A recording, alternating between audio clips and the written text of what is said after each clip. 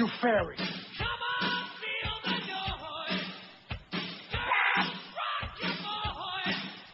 All right. Nice to be back. Tonight's the big night. Yes, it is. Scotty debuts with the Panthers. Just talk to his partner, Randy Moeller. Oh, Red Deer Randy? Oh, you're not doing hockey stuff, are you? I had Randy on this morning. Season's opening. I'll kill myself. You know, one thing, at least I like the Keenan philosophy of bringing in veteran players, and I think they got some pretty decent ones. About hockey. Yeah, that's what they needed, some guys that could put the biscuit in the basket. Now, moving right along. I'm telling you, man, don't get suckered into that hockey stuff. Rimmer nearly destroyed my career with that stuff.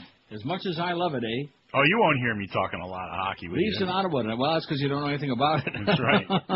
At least you admit it. Yep. Although at least you don't come out here and say, hockey sucks. Which is a terrible thing for a sports nerd to be saying that. Anyway, I want you to listen to something, okay? Yep. Listen to this.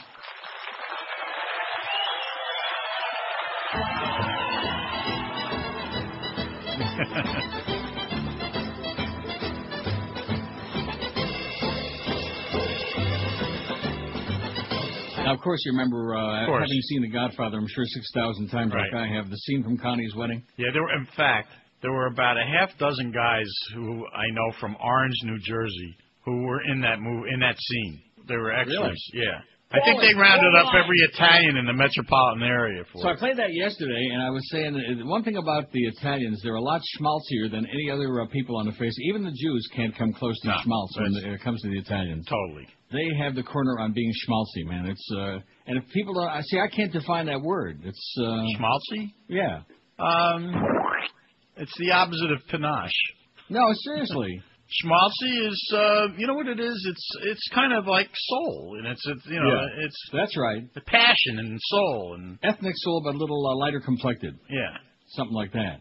Whatever. But by the way, this Franklin Graham, this man needs to be sleeping with the fishes in New Orleans or with whatever's floating around in the water. Did you see this routine with him? See, one thing about the news networks, I guess they have a lot of time to fill, so they'll take the most irresponsible, outrageous people, like the Pat Robertsons and Franklin Grahams, just because he's Billy Graham's son, putting them on there about, the people in New Orleans, all this depravity there in the strip clubs and the gays and lesbians. And he was rambling on yesterday, and they must have had him on for 10 minutes talking his crap. Yeah, how about Bill Bennett? That's the worst. Yeah. Don't bet on it. Yeah. Worse may be coming, yeah. That's right. He's another slot machine player. He's another guy with a slot habit. No question about it. He's a compulsive gambler. Now, can you imagine? I said yesterday I was making a comparison to your old friend Jimmy the Greek, about he got canned for a very harmless comment. And here's a guy that goes on and, you're taking it out of context. Baloney. How could anybody in their wildest dreams make a comment like that? Mike Lupica actually wrote about that in his column. He said it would be like Charles Barkley, who said that something he said was out of context when it was in his autobiography. Right. Yeah. Well, it's like Jose Canseco. They took all that stuff out of context about steroids. They're great, and they're going to be the next big thing for everybody. Everybody should be doing. They just took it out of context. He didn't really mean it. He changed his mind. I forgot. Yeah, that's right. The old Steve Martin routine. Actually, it's the old Dick Nixon routine. I forgot. I can't recall. The old Watergate deal. By the way, speaking of Watergate, the cards are crumbling. The whole house of deck of cards is coming down around the Bush Empire. Yes. Things are not good in the Bush family these days. Excellent. And wait till you hear this story. Even his own party is not happy with him right now. When you hear this story, it'll just flip your lid if you had one. Condi's cable love connection. What? There's a Fox guy from you Fox and Condi trying to hook her up with a lady concert pianist. How do you like that? On the internet? No. This is true. I'll get to it. I don't want to do the whole deal right now. Okay, I'll be listening. But Condi has an internet lover on it? No. Oh. But somebody's trying to hook her up with a lady. I wonder what that means. You fairy. I wonder what that could possibly mean. Oh, and this Harriet Myers bitch, by the way. Yeah, she doesn't like same-sex marriage. More and more we're discovering. Not just that, but she's one of these Jesus Christers. Just like her mentor there. She found Jesus one day, and all of a sudden she took a turn for the worst. Like being in the sausage shop. She took a turn for the worst. And now she's very, very staunch right to life, anti-abortion, and pro the sodomy laws in Texas. She's another crazy person. Yep. See, the thing that they want to make sure is that they have somebody they can manipulate for as long as she's alive, unlike David Souter that Papa Bush put on there when he was a conservative thinking he'd be okay, and then he turned out to be a raving liberal. So this one they know. That's why Bush said yesterday, 20 years from now, she'll be the same as she is now. In other words, they'll have control. They'll be easy to manipulate. I don't think she's going to make it through. No, I told that to George before. I said I don't think she's going to get confirmed now that all this crap is coming out about her. Yeah. She's a right-to-life, right-wing nut. What's amazing to me is for Bush, I hope you're real pleased with what you're getting so far. You're getting a quagmire war with all these dead people in Iraq. You got these gigantic gas prices. You got a $3 trillion debt. Other than that, and of course, fantastic job by FEMA and all these cronies that he's appointing to all these very vital agencies like Homeland Security. Nice job, all you Bush people out there. They ought to be deported. Starting in the state. Got a story about the most desirable places to live in the world. Guess what city is chosen? Las Vegas? No. No, we're not. It wasn't a poll in your house. Vancouver, the world's most desirable place to live. That's supposed to be a beautiful city. Never been there. I haven't either. Have to check it out, eh? But everybody says it's a fabulous place. It says the other top-ranking Canadian cities were Toronto, Calgary, and Montreal in that order, and then it goes on about, they're Australia and different places. It says the report... What was the most favorable in this country? I'll get to it. I'll find it somewhere in here. See, you're putting me on the spot. Oh. It certainly wasn't Miami, I'll tell you that. The report said Canada, with low crime, little threat from instability or terrorism, and a highly developed infrastructure, is the most livable destination in the world. And I would say that whoever wrote this was... Absolutely correct, sir. How do you like that? So you were ahead of the curve. Yeah, as usual. Yep. Just like when I stopped having boring guests on the show years ago and stopped doing all that, Dr. Dunn, I have blue lips, Dr. Dunn. What can I do? Those are the days, man. Was Amsterdam a mistake for you? What do you mean? When you took up residence there? Well, no, it wasn't a mistake. It was just the apartment was a mistake. It's very hard to get livable housing there, and my landlord was a grave robber, and the place is unsanitary. That's why during the shows there, you can ask George, I was coughing and choking and puking because all this mildew and crap in the air. I'm going to tell you, more people get sick from allergies from mold and mildew, especially in a place like Florida or Amsterdam, where it's like basically practically underwater. And it's so humid and damp all the time. People get sick from that. They think they have colds or bronchitis. It's an allergy thing. How long? That's the thing about people who want to go back to New Orleans. How long will it be before that all the houses sanitary? we're going back to are like mold infested. Yes. And so I couldn't sleep downstairs. The bedrooms were downstairs in that place, in that apartment. And so it was all mold and mildewy and damp. And I was just sick the whole time I was there. If I would have had a decent apartment, I'd still... And, of course, the studio that Bob Vermouth put together there was just... I don't even want to tell you about it. If you think we got problems now with this audio vault crapping out every 2 minutes, this is a positive compared to what they did for me. So, all right. But don't forget, we have 24/7 broadcasts. It's pretty revolutionary in the radio business. 24 hours, 7 days a week. That's their claim to fame. That's it. I'll tell you right now, this studio here, which actually, remember Big Fat Julio? Yeah. Engineer Julio. He was a good guy, and he also knew his crap. He built this down there, this studio, and then they took it apart and sent it up here, and the engineer from here put it together. And then Julio and Bob Vermouth came up here and put the finishing touches on it. But it's great. You never hear any technical problems on this end. No. Sounds very good. And that's because there's nobody in here to, as the Chinese say, potchki around with this stuff. Yeah, you don't get the overnight guys in there. Yeah. We don't have Joe Costello and Mark in the dark in here. As much as I like Joe, they used to really... and, of course, we still got guys who come in on the weekend and diddle with stuff. Big budget meetings today, by the way. I sure hope you're putting in for a big raise for all your flunkies there.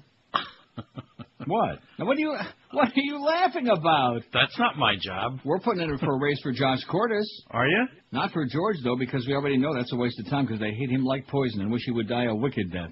Yes. Yeah. Well, these guys work hard. Anybody who's conscientious and does a good job in that place is hated. See, I've always maintained that they should eliminate one overly high salary here. Right. And give it to the guys who really have earned it. You know, the guys, right. Like, the people who are producing the shows and whatnot. And, well, they have a little bit of duplication there, I would think. Well, there's this one area that I felt that they could... I have to leave now. You take it from there. Yeah, it's already Wednesday for crying out loud, and you just came back from New York and Charlotte. Don't get P-valved on the first day back. That's all right. I'll leave the rest of you. Especially on the second day of Rosh Hashanah, man. A bad way to start the Jew year. So happy Ramadan. And you. And see you mañana. All right. Know that the Lord even loves Neil Rogers. Ramadan, Ramadan, Ramadan, Ramadan. All right. Ramadan, Ramadan.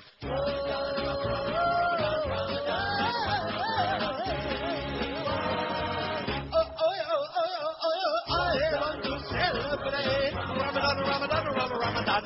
It means a lot to me.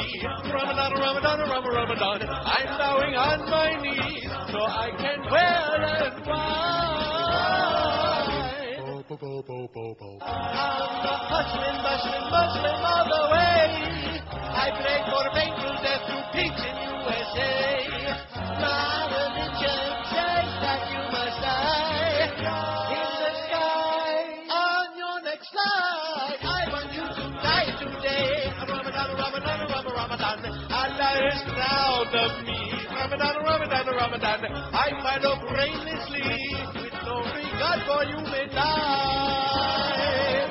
Bow, bow, bow, Ramadan. Ramadan. Ramadan. Ramadan. Bow, bow, bow. I want to celebrate the Ramadan, Ramadan, Ramadan. Allah will be proud of me. Ramadan, Ramadan, Ramadan. Ramadan, Ramadan, Ramadan. Ramadan, Ramadan, Ramadan. Bow, bow, bow.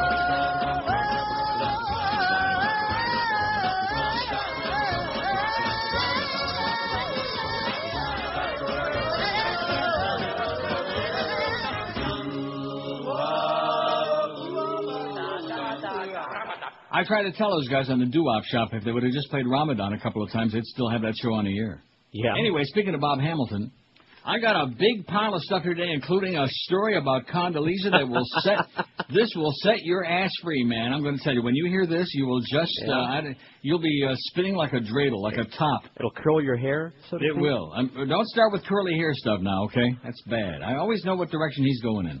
Always have to nip him in the bud. Franklin Graham, by the way, is the Antichrist. Oh, man. You people at CNN, you need mental help. No, in fact, it seems like the more outrageous and the more absolutely insane somebody is, the more airtime they're going to get. That's right. Yeah. They seek them out.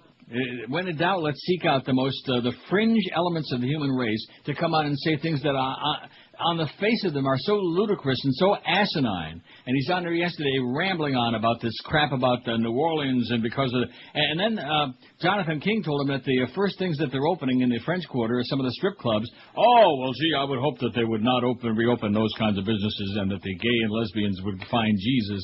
On and on and on with it. I'm going to tell you something, man. The Jesus Christers make the fundamentalist Muslims look like good Samaritans. Yeah. Jesus Christ. I'm sorry. Jesus That's what Christ. inspired me to do that poll today, because I saw him on there. Yeah. I had already had the story on him. We have more on it today, of course. I got a huge pile, and I'm going to tell you right now, I am going to get through my whole pile today. Even if I only have to take this one call on line 9, it'll be very short. QAM, hello. Condoleezza. See what I mean? Wait. You might have been saying something. Well, good. That's what I was afraid of. 10:13 at 560 WQM. Happy Ramadan. Happy New Year. Whatever you're celebrating, okay? Whatever silly crap you're into, just go nail a mezuzah and a dead chicken on the door to cover all the bases. And a crucifix couldn't hurt, too. Out the moon, man. Good morning. More Americans are going to college and own their own businesses than at any time in our history. So in the weeks ahead, I will continue to focus on ways to break the will of America. That is only a beginning. Our people are growing in optimism and hope. So in the weeks ahead, I will continue to focus on ways to weaken our nation's resolve. We need to work together to ensure that oppression and fear reaches every corner of our great country. The political track of our strategy is to your hard work and entrepreneurial spirit. This mission isn't easy, and it will not be accomplished overnight. Yet I'm confident in the outcome. Thank you for listening. And FU too. It's 10:18 at 560 WQM. Happy Wednesday to you. Here's our poll result from yesterday. What's your take on the new Florida shoot 'em up law? Anybody shoot anybody since we last spoke yesterday? Come on, go out there and kill one for Christ. Kill a couple for Jesus. Excuse me, I'm just printing out this article by Molly Hawkins. I just, you know something? Nope. Let me take one more. WQAM, hello. Hey, how are you, Neil? Pretty good, Pally. Hey, listen, when I was abducted, I heard your show every day. Yeah, okay, good. Glad they let you out. Okay, I can see why we're not going to take any calls today. Maybe I might sneak in a couple, but I just got two. I'm on a mission. All right. Yep, I am on a major mission. You ready for that? Okay, here's the... Oh, and I guess I should move this up to the top of the pile, do things in logical order. What's your take on the new Florida shoot 'em up law? Only crazy people could support this. 513 out of 1,873 vote. Only crazy people like could support something like that. I love it. Can't wait to shoot somebody. 460. I can't believe it's law 306. Only in America 267. Jay Black is so proud. Proud as a peacock. Won't change a thing 144. I supported 115. I'm out of here 68. They're on their way out from the Sunshine State because it ain't so great. And don't be late. Now, and bring your mate. Florida tourist warned on deadly force law. Clark Ram sees shades of the Wild West in Florida's new law, giving greater legal protections to the people who shoot or use other deadly force when threatened or attacked. And somebody looks at them with an eyebrow raised. Well, I hope Christy Krueger don't walk around with that cross-eyed look. It seems like everybody ought to be packing a piece, said Rem, a visitor from Ukiah, California, who found out about the law Monday from a gun control group handing out leaflets at Miami International. I don't know if this is the right thing to do, he'd be saying. The leaflets begin with the words, an important notice to Florida visitors in bold red type by the Brady Campaign to Prevent Gun Violence. Do not argue unnecessarily with local people, it says. If someone appears to be angry with you, maintain to the best of your ability a positive attitude and don't shout or make threatening gestures or bada bing, that's it. Florida's Stand Your Ground law, which took effect Saturday, means that people no longer must attempt to retreat or defuse a threatening situation before using violence or later claim that they were acting in self-defense. People already had that right in their homes, but the law now allows them to meet force with force in any... See, this is where you thought it was on your property, George. Right. Wrong. Now the law allows them to meet force with force in any place they have a legal right to be. In a parking lot, in a restaurant, any place they have a legal right to be. Bada bing! At work, don't leave that out. The right to stand, well, they can bring their piece to work. The right to stand your ground does not apply if the person is confronted by a law enforcement officer. So you can shoot anybody, just not a cop. Proponents of the measure, pushed by the National Rifle Association, say it'll make Florida a safer place, not more dangerous. Your fat-ass Governor Jeb Bush has repeatedly pointed to a 34-year low in state crime statistics to demonstrate that Florida's not a haven for violence. Not yet. It's pure, unadulterated politics, Bush said last week of the Brady campaign tactics. Shame on them. Shame on you. How's Terry and her coming, Jeb? That's right. I forgot he's busy pushing that Disney book because they contribute zillions of dollars to the Republicans. Well, I can't find that story. The Florida tourism industry, however, is taking the campaign seriously with Visit Florida, the state's official tourism marketing arm, issuing a statement calling Florida a very safe and secure destination that excels in caring for its visitors. Not so much the German tourists, the dead ones, but nevertheless. We believe that Americans and international visitors are smart enough to understand that the Brady campaign is one group's political agenda, not a real safety issue, the statement said. Oh, right. The Brady campaign leaflets, which the group intends to hand out for about a month at Miami and Orlando airports, calls the measure the Shoot First law and urge people to take sensible precautions while visiting Florida. There is no other state in the nation and no other civilized nation on earth that has a law like this, said Brady campaign spokesman Peter Ham. It could cause the most aggressive people in society to overreact just a little bit. The group has also taken out ads in major Detroit, Chicago, Boston, London newspapers about the new Florida law. Several people who got the leaflets at Miami Airport on Monday appeared to be taken aback by the new law. It's a little scary, Melissa Vosberg, on her way home to the Chicago area after cruising the Bahamas, said. It's shoot first, ask about it later. You got it, Melissa. Now you're catching on. She's a real quick study. Okay, here's the deal on the poll today, and I'm so inspired by seeing that jackass Franklin Graham, whose main claim to fame is that he's Billy Graham's son, another crazy person, another wild Jesus Christer. I'm telling you one thing about you Graham out there, man. You just won't leave everybody alone. See, I have no problem with religion, no matter what it is, if you just leave people alone. If you stop, because you know that's the whole deal. That's what it's all about. You won't leave people alone. Right. Whether it's the Muslims, the Christians, the Orthodox Jews, whoever it is. I guess the Buddhists don't bother anybody, but they walk around with those funky outfits. They bother people over there. Do they really? Yes, they do. The Buddhists? Yes, and then, of course, the Scientologists. Ooh, don't mess with them. Hey, all you Scientologists. You fairy. Anyway, 323 votes. Most people follow religion because of brainwashing, 102. Weakness / need for a crutch, 88. Because of fear of death, 88. Like Madeleine O'Hare used to say before she got sliced to pieces, religion without a hell isn't worth a damn.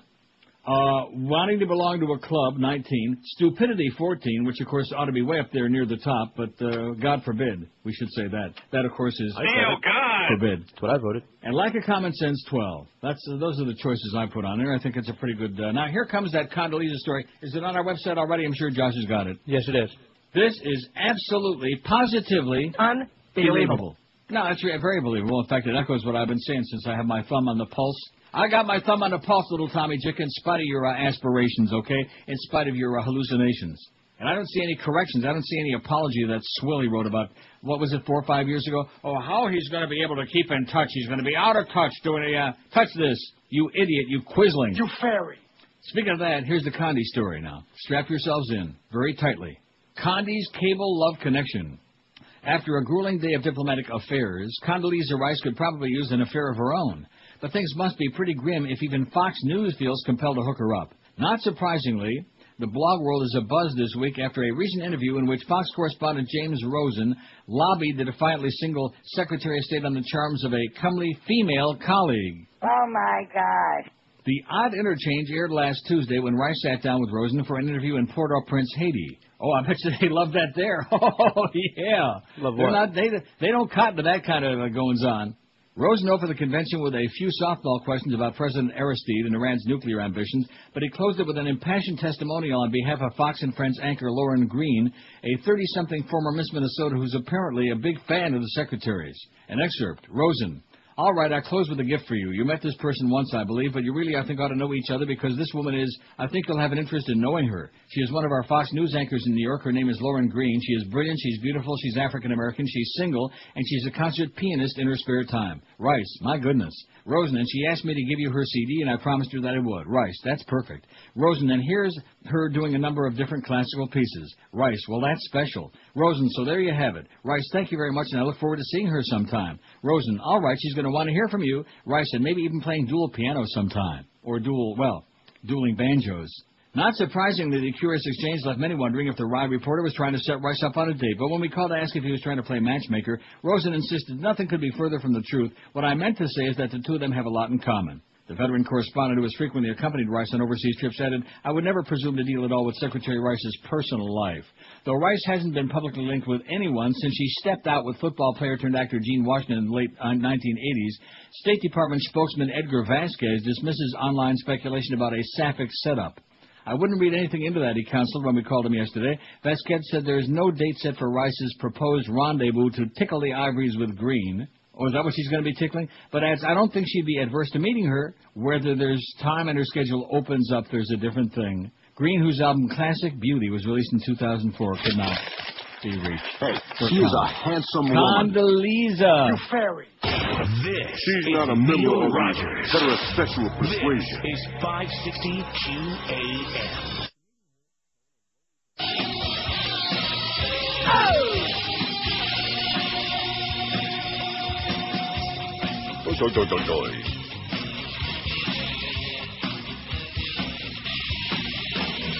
Christian values are what you tell. You promise your enemies they'll rot in hell. Special interests got a hold on you. When big business sends cash, their laws free through. Whoa, you're an unethical bomb. Yeah. Whoa, with nowhere to run, no one can save you. Time to lay you are done. Caught by the law, but you take no blame. You give Republicans a bad name. Lobbies pay their price, and the laws soon change. You give Texans a bad name. You give Christians a bad name. 10:31 at 560 WQAM. Here's a fax that says from somebody. Contribution to today's poll. Most people follow religion because of the need for justification for their resignation. Huh? What? What does that mean? I don't know. I was hoping you could explain it to The me. need for justification for their resignation. What do that mean? Yeah. I thought you would interpret that for me. Sounds like fear of death to me. Like Yeah. resignation of life. Like that's the only thing. I see. I haven't got any idea what it means. Sounds like double talking caca to me. Okay, I think the poll is just fine, okay? We don't need to be building the poll, so just relax. Although line 9 is ringing another short call. QAM, hello. See, I told you we would take some short calls today. This is perfect. No, it works out perfect for me because I have, like I said, I'm going to get through this I got some very heavy-duty stuff, which isn't quite as important as some of the calls we've had so far. In fact, aren't we like 3 for 3? So far. Molly Ivins writes the unification of church and state. Uh-oh, now we're in trouble. Doesn't take much to read the tea leaves on the Harriet Miers nomination. First, it's bunker time at the White House. Miers' chief qualification for this job is loyalty to George W. Bush and the team. What the nomination means in larger terms for both law and society is the 5th vote on the court to overturn Roe v. Wade. Aside from that bothersome little matter, the Miers appointment is like that of John Roberts. Could have been worse. Not as bad as Edith Jones, not as bad as Priscilla Owen, and you should see some of our boy judges from Texas. Miers, like Bush himself, is classic Texas conservative establishment with the addition of Christian fundamentalism. What I mean by fundamentalist was one who believes in both biblical inerrancy and salvation by faith alone. She is enrolled in the Valley View Christian Church of Dallas, which she attended for the last 20 years before moving to Washington 5 years ago. Among that church's other members is Nathan Hecht of the Texas Supreme Court, considered second only to Priscilla Owen as that court's most adamant anti-abortion judge. According to Meyer's friend, she was pro-choice when she was a young woman, but later changed her mind as a result of a Christian experience of some kind. Those who spoke of this did not know her well enough to say whether it had been a born-again experience or simply a different understanding of theology. Myers had the support of feminists when she ran for office, first in the Dallas Bar and later when she became the first woman president of the Texas Bar Association, even though the feminists were aware she was anti-choice. At that time, the far more conservative TBA was at odds with the American Bar Association and sometimes threatened to withdraw from the national organization. Myers was considered a moderate in that she didn't want to withdraw from the ABA, but favored a proposal to change the organization's stance from support for abortion rights to a position of neutrality. One of Myers' key backers was Louise Raggio, a much-revered Dallas feminist lawyer. The women lawyers' groups favored Myers despite her stand on abortion because she was a candidate acceptable to the establishment, thus making her electable as a woman. Myers sometimes took women judicial candidates through her very prestigious firm Liddell Satt for the obligatory meet and greet, even donated to Democratic candidates. Both these behaviors were well within the conventions of Dallas City and judicial politics, especially in the 80s. Dallas City politics are nonpartisan, rather like Texas tea, sweet or unsweet, come only in two flavors, establishment or less establishment. Myers qualifies as unestablishment despite being a girl, as few of the old dinosaurs still put it. The slightly feminist tinge to her credentials is a plus, but she is quite definitely anti-abortion. She ran for city council in 1989 as a moderate, but struggled during her interview with the Lesbian-Gay Coalition. At the time, it would have been considered progressive to even show up. The Dallas Police Department did not then hire gays or lesbians, and when asked about the policy, Myers replied the department should hire the best qualified people, the classic political sidestep answer. When pressed, she said she did believe one should be able to legally discriminate against gays, and it's the recollection of two of the organization's officers that the response involved her religious beliefs. Praise the Lord! Who can we hate today? Myers Church states on its website that it believes in biblical inerrancy, full immersion baptism, original sin, and salvation dependent entirely upon accepting Jesus Christ. Everybody else is going to hell, she says. How do you like that, George? Yeah, I got reservations. Oh, maybe that's what that guy meant about reservations. I have reservations for 10. I've said for years about people in public life, I don't write about sex, drugs, or rock and roll, says Molly Ivins. If I had my druthers, I wouldn't write about the religion of those in public life either, as I consider it a most private matter. Separation of church and state is in the Constitution because this country was founded by people who had experienced both religious persecution and state-supported religions. I think John F. Kennedy's 1960 statement to the Baptist ministers should stand as a model of how public servants should handle the relation between religious belief and public service. Nevertheless, we are now beset by people who insist on dragging religion into governance and who themselves believe they are beset by people determined to drive God from the public square. How do you like that? This division has been in part created by and certainly aggravated by those seeking political advantage. It's a recipe for an incredibly damaging and serious split in this country, and I believe we all need to think long and carefully before doing anything to make it worse. As an 1803 quote attributed to James Madison goes, the purpose of separation in church and state is to keep forever from these shores the ceaseless strife that has soaked the soil of Europe with blood for centuries. Amen, don't brother. tell me that all those good religionists are killing each other, are they? Yeah, Oh, absolutely. no, I can't believe that. Not all those good Jews and Jesus Christers and all the others. Well, all good thing these Christians all don't of these persecute things. Christians. Oh, wait, I'm sorry.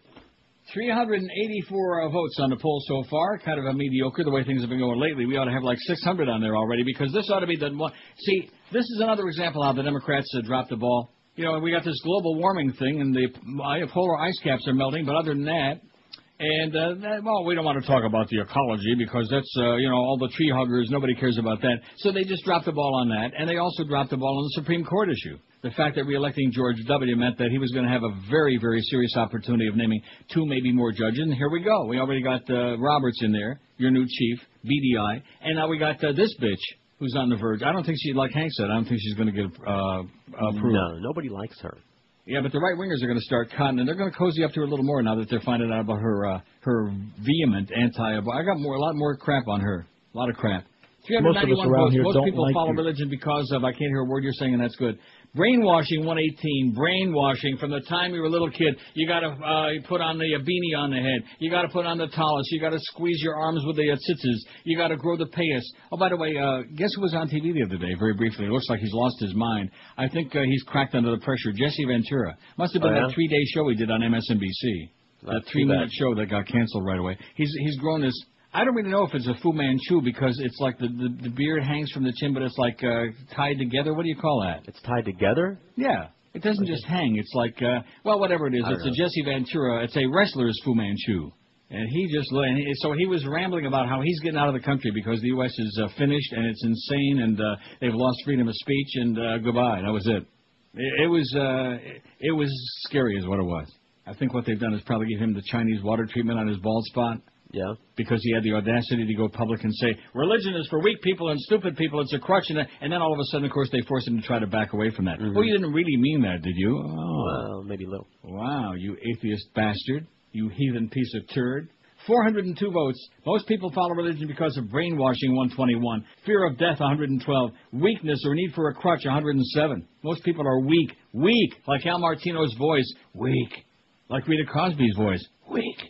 Wanting to belong to a club, 24. Stupidity, 22. And lack of common sense, 16. They just won't think for themselves. What a concept. Okay, let's take a look at that award-winning QM lineup. It's a banner day for your Florida Panthers. And I wish they would stop sending all these offers of free tickets because a lot of people get really PO'd about the fact that they spend a lot of money for season tickets and then they find out the person sitting next to them got freebies. You know, it's kind of aggravating. So don't be doing that no more. Don't be giving away the good seats for freebies no more, guys, because it really pisses off some of those former season ticket holders, some of whom are not going to renew, I was hearing. But at any rate, opening night tonight, baby, Atlanta Trashers. Geldy debuts, along with that silly goose Red Deer Randy Moeller. This is Neil Rogers. Silly being the operative word. This is 560 QAM.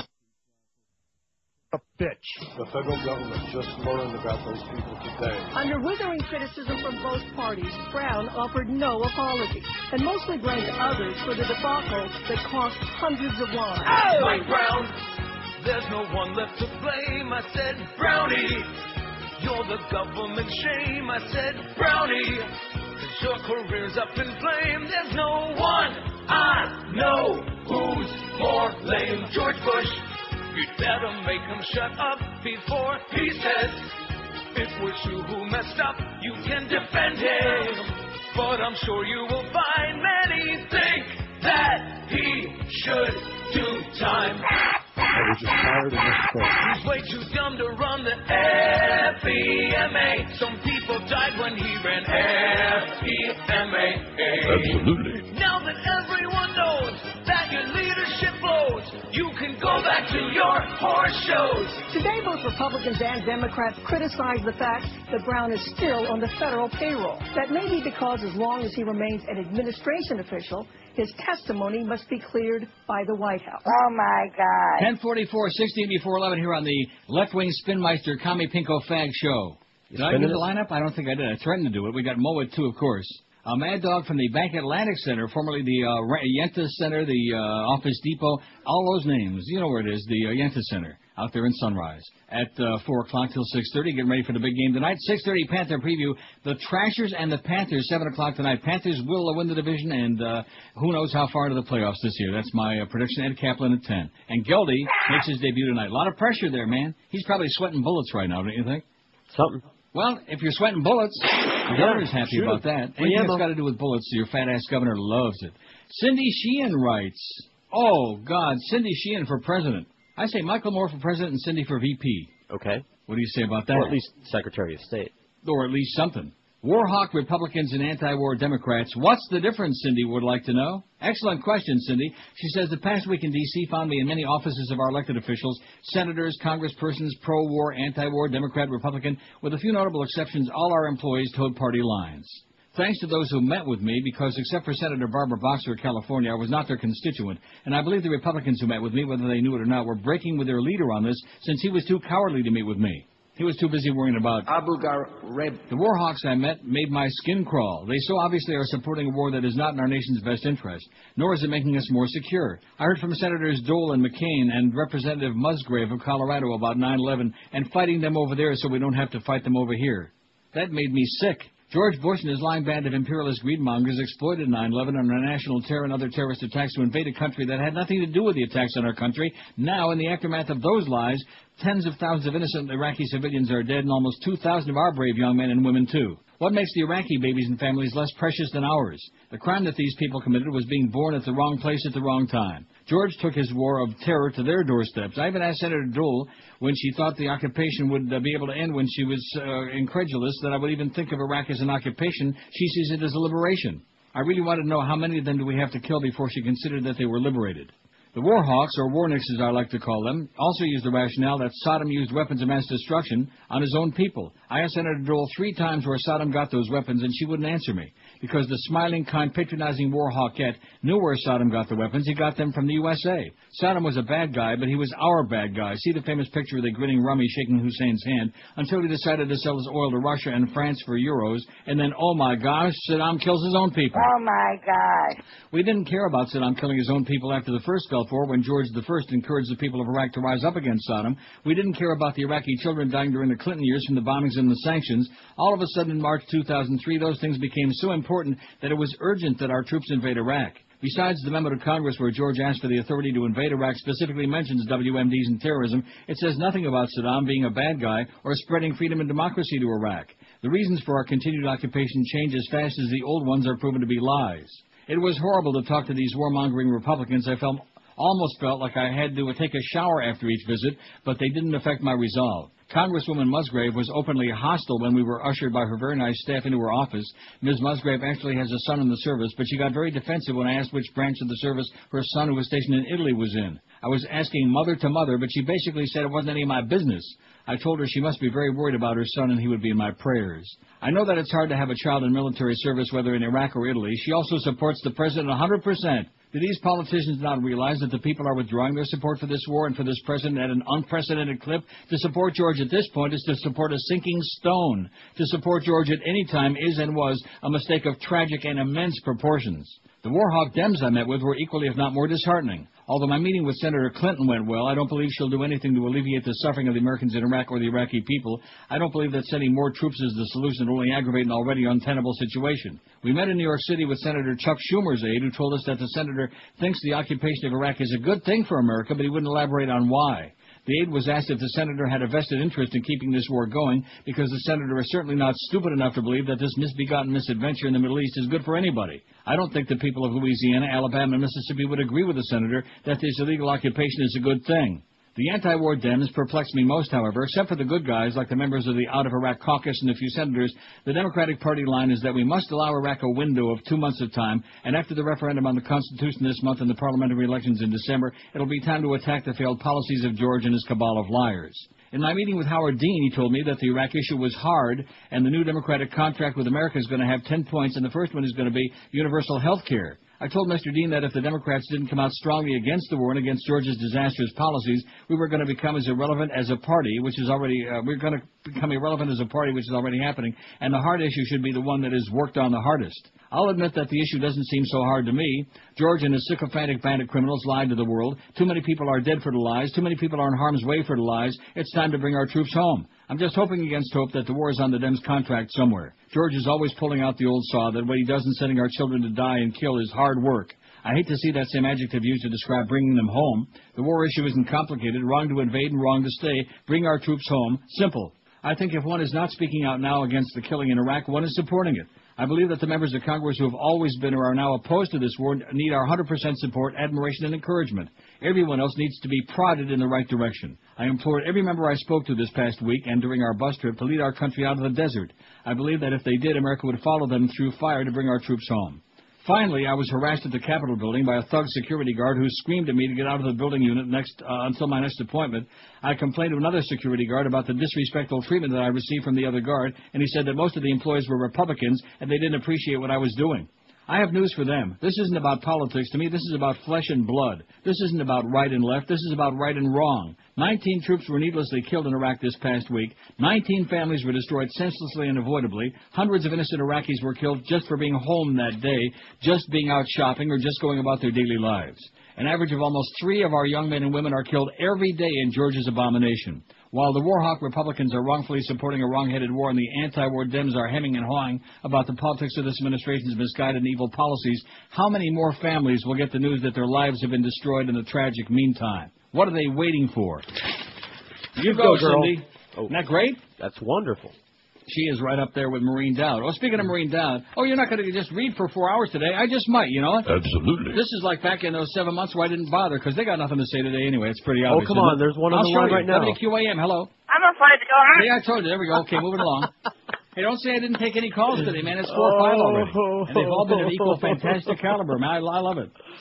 Look at that, 444 on the poll, 444 vote. Uh-oh. You're knocking our religion. You're making fun of our religion. Yes, I absolutely am, okay? But at least I'm consistent, each and all of them. Yeah. Not just one, not just the Goyim, not just the Jews, not just the Muslims, all of them. It's got to stop. Somebody somewhere has to plant a seed, a tree, a bush. Oh, sorry. Maureen Dowd says, all the president's women is her column, which is on our website, by the way. It's already numero uno. They love her, you know. Oh, no, it's right behind Condi. I'm sorry. It's right Tell these Condi's people you're name. very aware of the synagogue shooting since we've gotten several post taxes on I'm not interested in talking about some Getchke there in Boca at some shul shooting up. It's the Florida effing way, okay? Who cares? Why do I care? I saw that yesterday. Why do we care about that? Facts after facts on this thing. Not interested, okay? So Jews killing other Jews. It's about time they start picking on their own anyway. Look, now, here's a fact. It says many people follow and practice religion in order for their children to be able to attend the religious private schools. Yeah, that makes sense. I know people who say that, but I'm thinking, why do you want to send your kid? If you don't believe that crap, why do you want to send your kid to a place that hasn't got anything to do with really believing in a religion. That's a whole separate... That's freeloading, or whatever you want to call it. Separate issue. And that's part of the brainwashing, sending their kids to those religious schools. Why, so they can learn to be barbarians? Sending them to all those, whatever they call them. What are they, what is it? The parochial Jewish... schools. Oh, the Jewish schools? What do they call those? I forgot already. Shul? Huh? Shul? Yeah. I said the Jewish schools, not shuls. Get with it. And then, of course, we got the madrasas for all you fanatical Islamists out there. Right. And then the Goyim, we got all kinds of religious schools for you, man, those institutions. Oh, yeah. Which most of the... Franklin Graham belongs in an institution, make no mistake about that. Nice going, you maniacs at CNN. You people are crazy. You're lunatics. You are irresponsible. Your towers need to be taken down. All your equipment needs to be destroyed. CNN must go. Anyway. Although we do like Rob, I don't want to say we, I like Rob Marciano. Although he doesn't need a ham and cheese sandwich. Maybe you could pick up some of the food that Karen Carpenter left at the door, you think? Because he's getting scrawnier by the day. You've heard of widescreen TV? He's on the narrow screen TV, poor Rob. Maureen Dowd, all the president's women. She says, I hope President Bush doesn't have any more office wives tucked away in the White House. There are only so many supremely powerful jobs to give to women who aren't qualified to get them. The West Wing is a parallel universe to TV's Wisteria Lane. Instead of self-indulgent, desperate housewives wary of sexy nannies, there are self-sacrificing, buttoned-up nannies serving as adoring workwives, catering to W's every political, legal, and ego-affirming need. Maybe it's because his mom wasn't adoring enough, but more tart and prickly, even telling her son, the president, not to put his feet up on her coffee table. Or maybe it's because, as his wife says, his kinship with his mom gives him a desire to be around strong, very natural women. But W loves being surrounded by tough women who steadfastly devote their entire lives to doting on him, like the Vestal virgins guarding the sacred fire, serving as custodians for his values and watchdogs for his reputation. First, he elevated Condi Rice to Secretary of State, even though she had bungled her job as National Security Advisor, failing to bring a sense of urgency to warnings about terrorism aimed at America before 9/11, and acting more as an enabler than honest broker in the push to invade Iraq. Anybody, can you say mushroom cloud? But what were these limitations, considering the time the workaholic bachelorette logged at W's side in Crawford and Camp David, coaching him on foreign affairs, talking sports with him, exercising with him, making him feel like the most thoughtful, far-sighted he-man in the world? Then he elevated his longtime aide, speechwriter, memoir ghostwriter, and cheerleader Karen Hughes to Undersecretary of State for Public Diplomacy, even though it's exceedingly hard for the 6-foot Texan to try and spin a billion Muslims who she doesn't understand the first thing about. But who cares about her lack of expertise in such a critical job as long as the workaholic loyalist continues to make her old boss feel like the most thoughtful, far-sighted he-man in the world. And now he's nominated his White House counsel and former lawyer, Harriet Miers, to a crucial swing spot on the Supreme Court. The stolid Texan, called Harry by some old friends, oh no, really? Is a bachelorette who was known for working long hours, sometimes 16-hour days, and a frequent guest at Camp David and the Crawford Ranch, where she helped W clear brush. Like... You getting the picture? Hey, she is a handsome woman. Like Ms. Hughes and Laura Bush, she's a graduate of Southern Methodist, and she's always been there for W. In 1998, during his re-election race for governor, Harry handled the first questions about whether Mr. Bush had received favorable treatment to get into the Texas Air National Guard to avoid the draft. Though the former Democrat once gave a grand to Al Gore in 88, she passed the loyalty test for W during the Bush versus Gore standoff in 2000, when she recruited conservative lawyers to work for the Bush group in Tallahassee.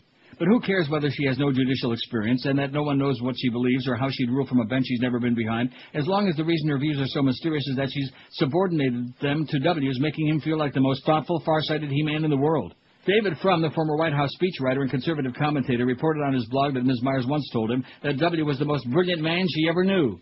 Bushy and Harriet share the same born-again Christian faith which they came to in midlife, deciding to adopt Jesus Christ as their saviors. The Washington Post reported that she tithes to the Valley View Christian Church in Dallas, where anti-abortion literature is sometimes distributed, and tapes from the conservative group Focus on the Family are sometimes screened, and where when she returns, Ms. Myers asks well-wishers to pray for her and the president. Born Catholic, she switched to evangelical Christianity in her mid-30s and began to identify more with the Republicans than the Democrats. The Times reports today she joined the missions committee of her church, which opposed legalized abortion, and one former political associate said that Ms. Myers told her she had been in favor of women's right to have an abortion when she was younger, but that her views hardened against abortion once she became born again. W is asking for a triple leap of faith. He has faith in Ms. Myers as his lawyer and as a woman who shares his faith. And we're expected to have faith in his faith and her faith and her opinions that derive from her faith that could change the balance of the court and affect women's rights for the next generation. That's a little bit too much faith, isn't it? This is Neil Rogers. This is 515 QAM. The hell you die? My religion's better than your religion. My religion's better than yours. Oh! My beliefs are what's required to avoid a lake of fire. My religion's better than yours. My religion's better than your religion. My religion's better than yours. Why, my religion advocates bigotry and racial hate. My religion's better than yours. My religion's better than your religion. My religion's better than yours. What we like about it best, I fondle boys and wear a dress. My religion's better than yours. My religion's better than your religion. My religion's much better than yours. We have no respect for women. Drive a cab to make a living. My religion's better than yours. My religion's better than your religion. My religion's better than yours. Chupacabra, spooky ghosts, we slaughter pigs and dogs and goats. My religion's better than yours. My religion's better than your religion. My religion's better than yours. We wear beanies and pigtails and never ever pay retail. My religion's better than yours. My religion's better than your religion. My religion's better than yours. We knock on doors to bother you like Fuller Brush to spew our views. My religion's better than yours. My religion's better than your religion. My religion's much better than yours. We wear ties and ride our bikes and get to marry lots of wives. My religion's better than yours. My religion's better than your religion. My religion's better than yours. We don't want to use our brains. We're mindless living on parade. My religion's better than yours. You fairy. 11:03 at 560 WQM. Happy Wednesday to you. I give you a classic example of the kind of religious crap that's talked. And the media just suck up to this stuff. They love it. Remember the story over the weekend about that tourist boat that overturned in Lake George in the Adirondacks? Yes, of course. What do and you mean? There were 47 old farts on that boat. 24 of them died. Right. 24 old farts died. Now, they talked to one of the survivors, some old bag with glasses. Did you see the story? No. And about how she thought she was going to die and all this other crap, and she hung on to the boat and whatever. To make a long story short, she didn't die. She was one of the survivors. And she was on there the other day on the Certainly Not News Network going on about how, and she thanked God for saving her life. And I thought to myself, do you have any idea, of course she doesn't, but do you have any idea, and do the people interviewing you have any idea how obnoxious and unctuous it is to suggest that God decided to save you, but not the 24 people who died? You miserable, psychotic, idiotic bitch. He didn't like them. I guess he didn't like them, or maybe they just weren't saying the right prayers, or maybe he just can't hear all them people talking at the same time. I don't know what the hell it is. Maybe they were the wrong religion. This goes on all the time, the crap that people say. Oh, he's in a better place now, and he's up there. Like the jocks are really big for this, you know. Some athlete will die, and then the game is going on. They'll say, oh, well, he's up there looking down on us now, really proud of so-and-so. Yeah. Well, he ain't up there. He's in a box somewhere, and the worms are probably getting him all ready for crying out loud. What is wrong with you people? Great seats in heaven. Why do you have to talk such crap? 50-yard line. Oh, he's up there in that big broadcast booth in the sky. In the sky. Stadium. The sky, my ass. Claremont, Florida. Wait till you hear this before I get to Franklin Graham. I'm so worked up about the jackasses they put on television, man. I'd like to bust my TV like in little pieces. I'm so sick and tired of you media lunatics, you so-called news people. You're maniacs, and I don't give a crap what Josh Cordes says about network. They had Patty Chafsky had his thumb right on it, man, and so did Howard Beale. Oh, let's see. Neutral, negative, Myers, and positive 42. Roberts was 54. But it's, what do they know? They would know Harriet Myers from Oscar Myers, from Chuck Meyer. Taking these stupid-ass polls. At any rate, a substitute teacher in Claremont, Florida, pulled out a student's insulin pump after mistaking it for a cell phone. Clifton Hassan told Eastridge High School officials that his insulin pump began beeping in class Friday, kind of like that. Okay. Before it could turn it off, substitute teacher Richard Malign, the much-maligned teacher, ripped it from his leg, according to the written statement Hassan gave school officials yesterday. Hassan, a junior, is diabetic and wears the insulin pump to regulate his blood sugar level. I can relate to that whole concept. Malign pulled the pump because he thought the beeping came from a cell phone, said Russell Anderson, Executive Director of Human Resources for Lake County School District. It fell to the floor, Hassan wrote in a statement to school officials. The second time he pulled the cube, it came out of my leg. How do you like that? He was yanking on his cube. Malign realized his mistake after he grabbed the pump, Anderson said. In a statement, Hassan said his blood sugar levels didn't return to normal until after the weekend. Malign has been removed from the school district substitute teacher pool and now is much maligned. Eva Hashem, Clifton's mother, said she filed a complaint with the Lake County Sheriff's Office, hopes to file charges against Malign. You go, Anderson, you go, honey. Sue their ass. Sue their big, fat, ugly ass up there in Claremont, wherever the hell that is. It must be up by Lakeland, I think, isn't it? I don't know. It said Lakeland School District. It's up with all them mugwumps, all them trailer trash up in that part of the state. You know, the Deep South is so scary. That's deep. So scary. I don't know what's going to take to convince you people, man. The Deep South is so scary. In fact, I don't know if I'm ever going to get to it because it's way in. You see who's running for governor in Alabama? Well, you told me this morning. Ousted Alabama Chief Justice Roy Moore. You know, the Ten Commandments judge. Yeah. Oh, he is. Him and Franklin Graham ought to elope. Maybe Condoleezza could go there with her gal pal. Or maybe Condoleezza could hang out with Harriet Myers. With Harry. Hey. Well, I'll tell you one thing. They got a lot in common. Yeah. She could be one of the butchest justices on the court. Hey, she is a handsome woman. Harry, how's it going, baby? Franklin Graham, let's take a look at the poll. We got 500 and some votes. It's a little on the weak side today, I would say. You're not up to your usual snuff. Well, that's because it's the second day of Rosh Hashanah and Ramadan. Oh, man, I bet you we got a lot of people out there doing their Ramadan thing. They're like on their flying magic carpets. How do you do a Ramadan? I don't know. You kill some people. 506 votes, that's bad. You shouldn't be saying stuff like that. You know, there are peace-loving Muslims who don't kill people. Right, just like there are peace-loving other types of people that don't kill people. Of course, they are in Florida now, so... Most people follow religion because of 506 votes. Brainwashing, 150. Fear of death, 136. Weakness, need for a crutch, 135. Wanting to belong to a club, 31. Stupidity, 31. Lack of common sense, 23. So the last three categories there are very, very weak. And the first three are like almost neck and neck, nip and suds, nose to nose.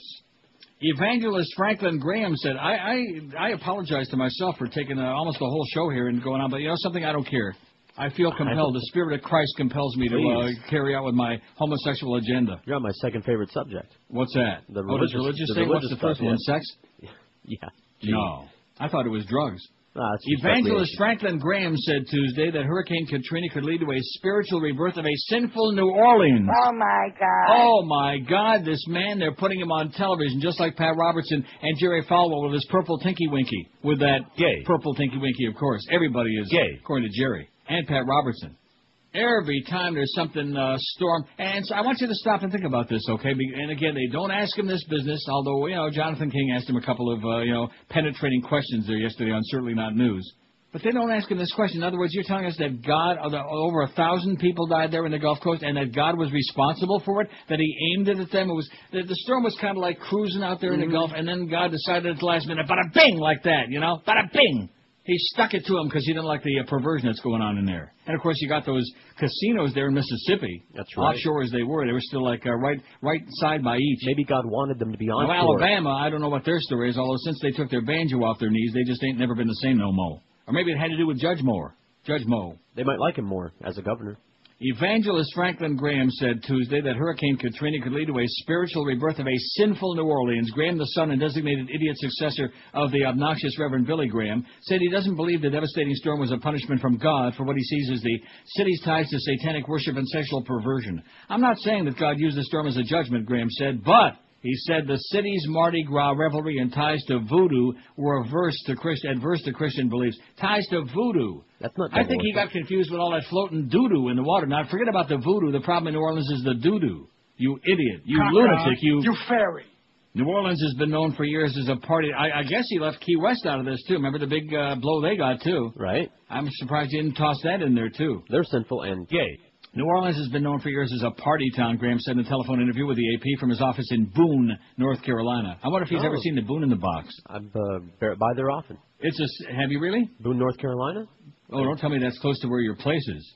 Damn close, almost. Oh, my God. Oh, my God. We'll live 18 miles from there. It's a city that has strong ties to the gay and lesbian movement and these types of things. Not Boone, but New Orleans. Right, unfortunately. On Monday, Graham delivered a similar message in an appearance in Lynchburg. There's been satanic worship. There's been sexual perversion. God is going to use that storm to bring revival. God has a plan. God has a purpose. And if I have to see any more dolphins being saved, it's just, not that I don't like, they're wonderful animals and everything, but wouldn't you think that people come first before dolphins? Hey, now. And that dogs, maybe? Graham's comments, reported by the News in Advance of Lynchburg, were made at Thomas Road Baptist Church's Super Conference 2005 at Liberty University, both the church and university founded by the fat-faced, obnoxious Reverend Jerry Falwell, who's dating gay Tinky Tubby. The good news is that God loves sinners, said Graham. He said he has prayed with clergy in New Orleans for deliverance. Oh, that's the word, all right, for deliverance from this dark spiritual cloud. And he sees signs of promise as churches black and white work hand in hand to restore the city. Yeah, that's the deliverance, all right. His Samaritan's Purse organization is working in 5 communities in Mississippi, Texas, Louisiana, including New Orleans. He said volunteers were distributing 200 trailer homes in Louisiana. The organization has been criticized for delivering gift bags to displaced children that include Christian tracts and a stuffed lamb that plays, Jesus loves you, yes, he does. Well, this is part of a little more on the story we had yesterday, but it's worth reading over and over again because I've seen him yesterday, and it made my blood curdle and my blood boil, and it pissed me off and fired me up. Quit putting crazy people on the air and pretending that what they say makes any sense. They're so damn afraid of religion, all these TV people. You're peeing in your pants, okay? Oh, we might offend somebody. Too bad. Somebody needs to be offended.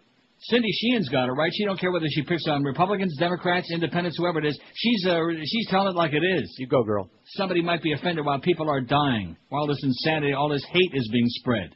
See, I want to let's do a little twist on that Madeline O'Hare line. Religion without hate isn't worth a damn. Forget about the hell. Yeah.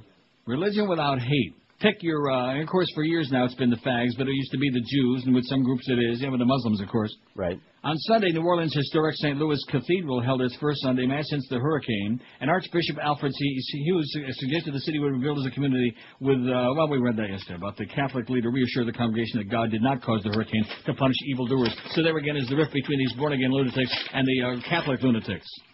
How do you like that? Yeah. Maniacs, lunatics, and you people continue going out the flock. And of course, what kind of animal do we find in a flock? Sheep. You got it. Sheep. They're all goose-stepping right in line, man. Not just behind Bush, but behind whatever their crazy, made-up Bubba Mices du jour happen to be. Whatever religious nonsense, whatever foolish, idiotic, rituals.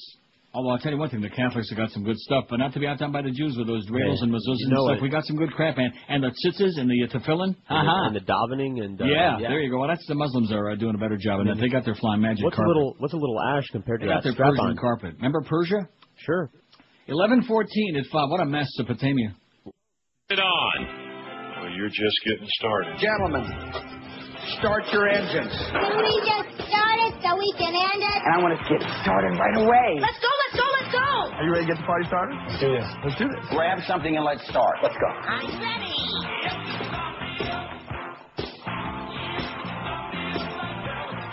Let's go. Okay. Let's all go.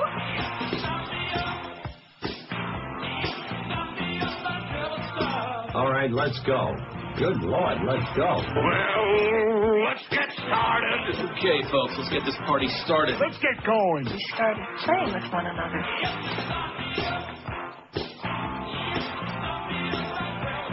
Let's go. Get up. Let's rock. Let's roll.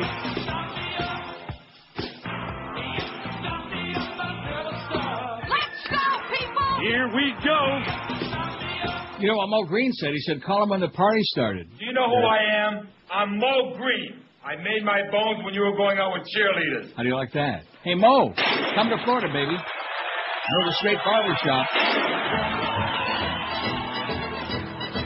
I just want to listen to this for days on end. That's right. Da-da-da-da. You notice how Hank, neither one of us can really translate schmaltzy. Right.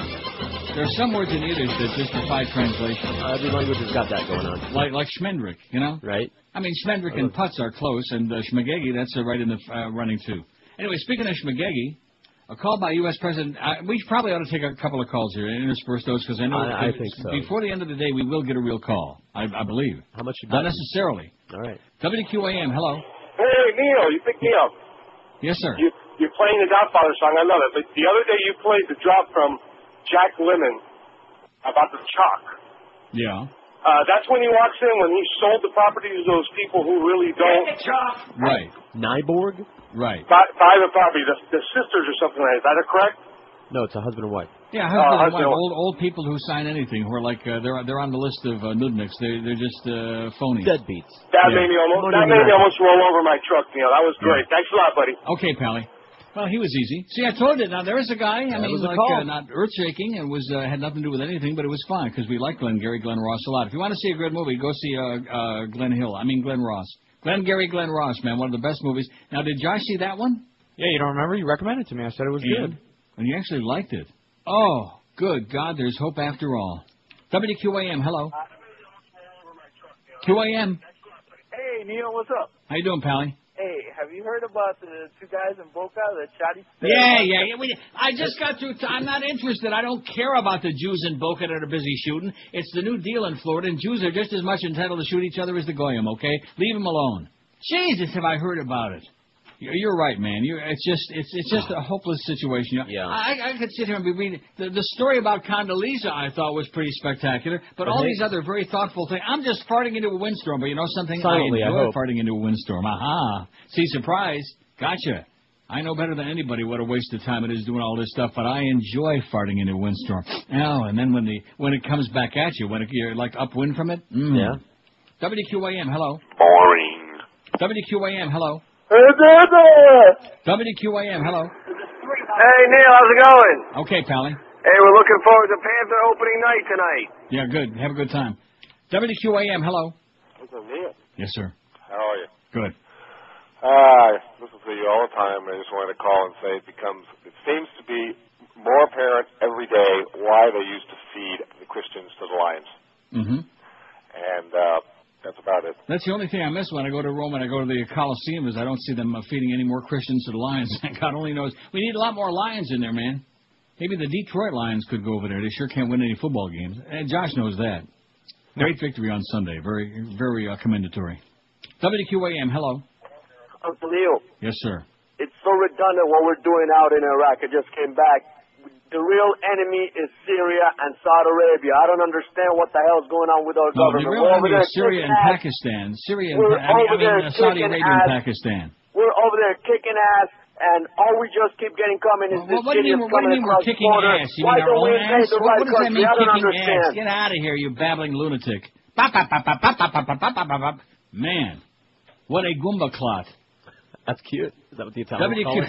WQAM, hello. Neil, Yes, sir. two quick things. Okay. Numero uno. The Godfather Returns. Godfather Yes. Returns, the book. Have you read it? No, I have not. Are you going to? No. It's good. Well, I'm happy it's good. I love the Godfather book even better than the movie as much as I love the movie. But I just don't have that much time left in my life to be reading fiction, okay? You know what I'm saying? It fills in all the missing parts. Yeah, well, Very good. I'm glad. Okay, how about Rome on HBO? I haven't seen it yet. Very good. Oh, you gotta see that. You're gonna love it. Okay, now do they throw any Christians to the lions on it? Oh, they do every. Oh, yeah. Excellent. I'll be taping it every day. Yeah, watch that. You're gonna love it. Okay, thanks, Pally. This weekend they have all 3 episodes in one shot. You'll see it. You'll get it right from the beginning. I'll PVR it. Do your best. Okay, Zagazoo. Get Love out you, of bud. It is a very good series. I saw a little snippet of it the other day. They were like a promo. Well written, good pacing. Good See what I character. mean by schmaltzy? Listen, every No piece of question. music from The Godfather is schmaltzy. I mean, you just fell from this, you know? Like the Chinese say. Of course, if you quell, then of course you're probably going to wind up in hell, you know? That's what the Franklin Graham would everything say. gets you there. All roads lead to hell. Here's a fact that says, I definitely voted for stupid. I'm not surprised it's not leading the poll. Voting for stupid for most is impossible. I'd rather blame somebody else. Only stupid people can be brainwashed. No, that's not true, because when you're a kid, it's not a question of being stupid. It's a question of not knowing anything. And when they hammer it into your head over and over and over again, and all the rituals and crossing yourself and the beads and the headgear and all the other crap, And most people, just like those madrasas. Right. Man, I'm telling you, that's just like the Catholic Church, like it said in that, which movie was it? It was the one with Matt Damon and, what's his name, and Ben Affleck. Oh, man, I got it right on the tip of my tongue. Yeah, with George Carlin. Oh, Dogma. Dogma. He said, get them while they're young, and in more ways than one in the Catholic Church. And but most people nevertheless, believe what they want to believe, not what makes sense, but what makes them feel good. yeah, but when you've been brainwashed from the time you're old enough to really even know what day it is, You don't know trust anything me, else. it's not easy. It ain't easy. So instead of deprogramming all these so-called cults, let's deprogram all the people that have been brainwashed into these asinine religions, which is all of the above, all of these things. Except for the ones that have evidence to support their stupidity. Oh, yeah. You mean like the Shroud of Turin, for example? Only stupid people can be brainwashed or need to crutch, want to belong to a club, are devoid of common sense, or have fear of death. They can't think. Oh, that's another good one for. Well, lack of common sense. Is that the same as they can't think for themselves? I don't know. Oh, well, in that case. Stupid freaking people, it says. Whoever sent this, I would say. Absolutely correct, sir. P.S. Harriet might just be, that's Harry to you, sir, might just be a 12-stepper with a religious conversion thing. Maybe she's Bush's lesbian drinking buddy. Didn't I just say that yesterday? Yes, you did. W seems to get along with these weak-willed women much better than the Neo boys. With the bags under her eyes, she can get a Samsonite endorsement contract. Oh.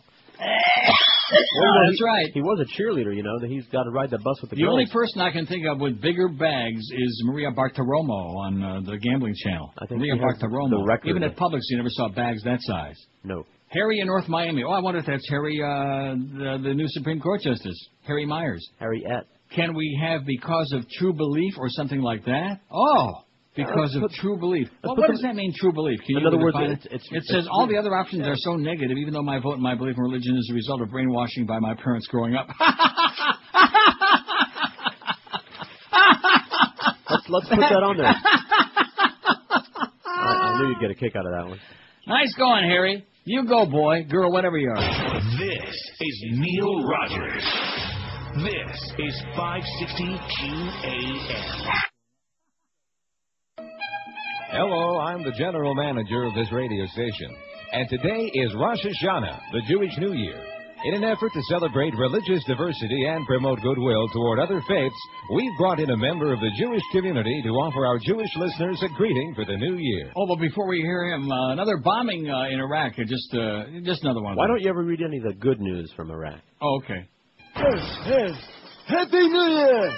Hey, that's it. Go home. Okay. I thought Christianity was fairy tale.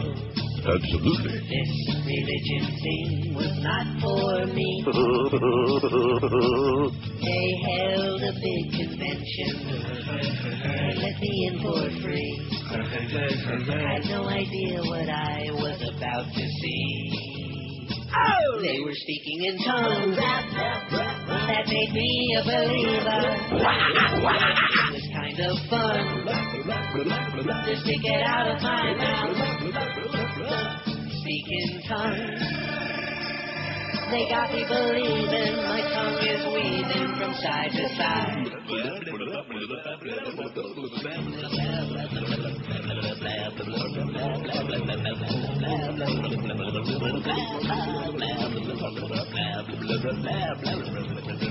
The Lord will now embrace me. I clap my tongue to the beat. Now, whatever I do, He'll forgive me. Oh! Because now I speak in tongues. That makes me a believer. And I'm having fun. Playing around with my mouth. Yeah, I speak in tongues.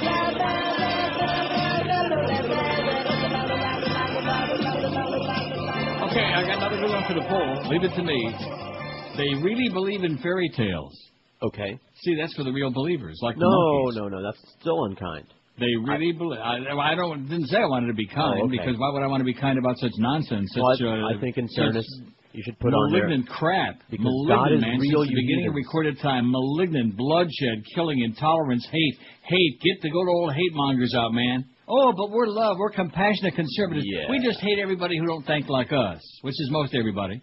You know, did we take that thing down, which I think we did, which I don't know. I don't know who gave that order. Don't ever give an order like that again. What? Connie. That from the Mirror UK, I think it's gone. That had Bush. Well, how can so many million Americans be so dumb? Is that still on there? Huh?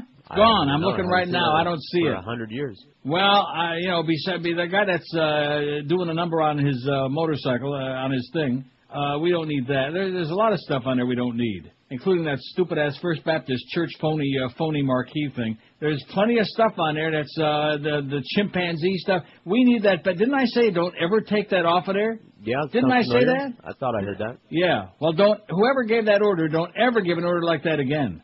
And I don't know if Eric still has that or if we have the ability to get that back up on there. But that was the deal. That's supposed to stay on there. As long as the website is up, that thing is going to stay up.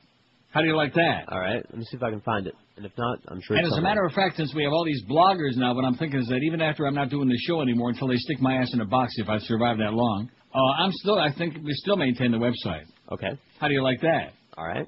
Josh can make a few extra bucks on it. He won't be involved. He'll be like up there at ESPN somewhere with Boog Shambi. And you know something? I have to admit, you were right. I was wrong. Okay. About Boog. What do you mean? He's got national exposure now on ESPN. Man, he's all over the place. He's on nationwide TV. Ah. And everybody's raving about how good he's doing, and which he is. He's an excellent play-by-play guy. The only thing everybody can be criticized. I don't like the way he says kicks and throws. I mean, it's okay to do that like once every 5 innings or something, but kicks and throws, we don't want to hear that on every pitch, Boog. It's a little ponderous. So kicks and throws, but nevertheless, nobody's perfect. He's working on it. He's excellent. Yes, he is. And he's, especially getting out of the Margolin organization because with the track record they got of what they've done to their broadcasters, what's going on there. He's way ahead of the game. So you were right, I was wrong. See, it takes a big fat old queen like me to admit being wrong. I'm going to write that down. Right, mark it on your sleeve, okay? Put it right on your wrist there, like in Memento. Now, do you see Memento? I have it, yes. From the beginning or the end? Both. Oh, let's talk about those Easter eggs, shall we? And we're not talking about the kind you roll on the White House lawn either, okay, you smarty pants. We're talking about Easter eggs on your CDs and DVDs and BVDs. Ever have Easter eggs in your BVDs? Yeah. Bush military bird flu roll slammed. This man can't do anything right. He may not be good, but at least he's consistent. Abu Ghraib. Okay, we're going to put that on there. They really believe in fairy tales. Is that going on the poll? I think you should put on there because God is real, you heathens. No, I just got through telling you what is going to be on there, Mr. Smarty Pants. They really believe in fairy tales. That's what I want on the poll, okay? Now, I think I'm losing control of the ship, okay, Captain? I feel like Humphrey Bogart in the Canine Mutiny.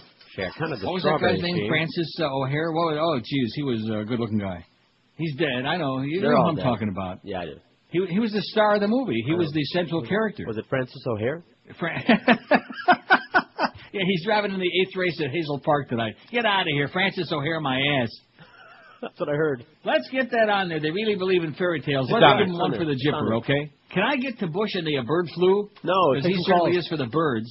I A heard call that. by U.S. President George W. Bush for Congress to give him the power to use the military and law enforcement roles in the event of a bird flu pandemic has been criticized as akin to introducing martial law. Land of the free my ass. Free speech my ass. Bush said aggressive action would be needed to prevent a potentially disastrous U.S. outbreak of a disease that's sweeping through Asian poultry, of which experts fear could mutate to pass between humans. Such a deadly event will raise difficult questions such as how to quarantine might be enforced, the president said. I'm concerned about what an avian flu outbreak could mean for the U.S. and the world, he told reporters during a Rose Garden news conference on yesterday. One option is the use of a military that's able to plan and move, he said, so that's why I put it on the table. I think it's an important debate for Congress to have. A military. Bring out the militia, baby. Let's have martial law. The Posse Comitatus Act of 1878 bans the military from participating in police-type activity on U.S. soil. But Dr. Erwin Redlener, the Associate Dean of Columbia University's Mailman School of Public Health and Director of its National Center for Disaster Preparedness, told the AP the president's suggestion was dangerous. Dangerous. And, of course, the president is dangerous, just like all the neocons and religious nuts around him. They're all, at least one thing they have in common, they're all dangerous. Giving the military a law enforcement role would be an extraordinarily draconian measure that would be unnecessary if the nation had built a capability for rapid vaccine production, ensured a large supply of antivirals like Tamiflu, and not allowed the degradation of the public health system. The translation of this is martial law in the USA, Redlener said. And Gene Healy, not the guy that used to be a disc jockey on WILS in Lansing, Gene Healy, a senior editor at the conservative Cato Institute, said Bush would risk undermining a fundamental principle of American law by tinkering with the act, which does not hinder the military's ability to respond to a crisis.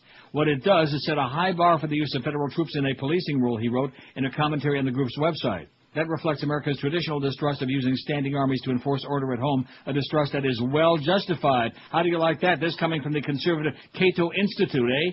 Healy said soldiers are not trained as police officers, and putting them in a civilian law enforcement role can result in serious collateral damage to American life and liberty, especially in Florida, where they can just, have target practice. Hey, you know what? You're right, because doesn't the law says that doesn't count if it's police, but what about military? Police? They can go into OJAS, for example. Let's do a little target practice today.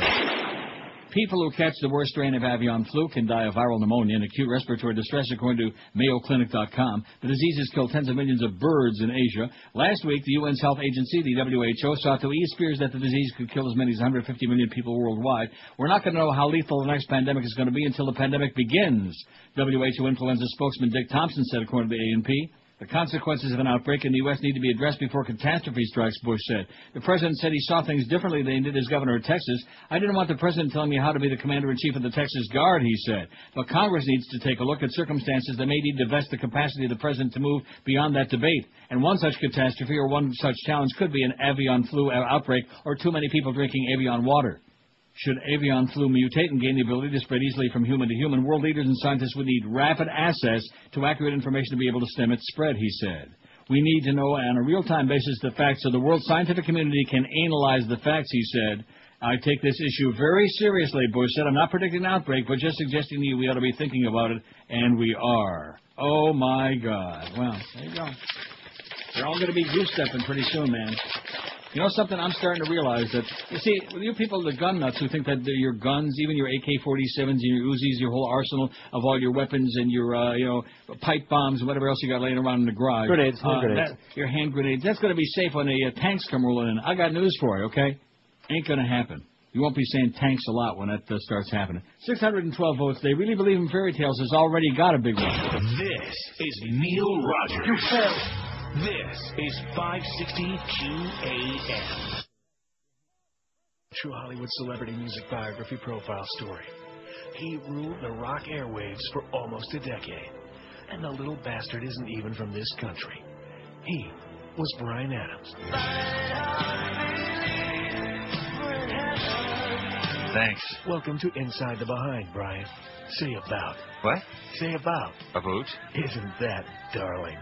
Now say cow. Cow? Oh, I thought it worked the same way in all the ow sounds. You thought I was going to say coo instead of cow? Maybe. Look, I'm a member of the Order of Canada, the Order of British Columbia, and I was added to Canada's Walk of Fame in 1990. This is Inside the Behind, reporting live from Canada's block-long Walk of Fame, where Bryan Adams shares sidewalk space with the likes of Sum 41, Rick Moranis, and Celine Dion. Whoopie ding. Oh, yeah? What about Pamela Anderson? What about her? It's just her name and some cement.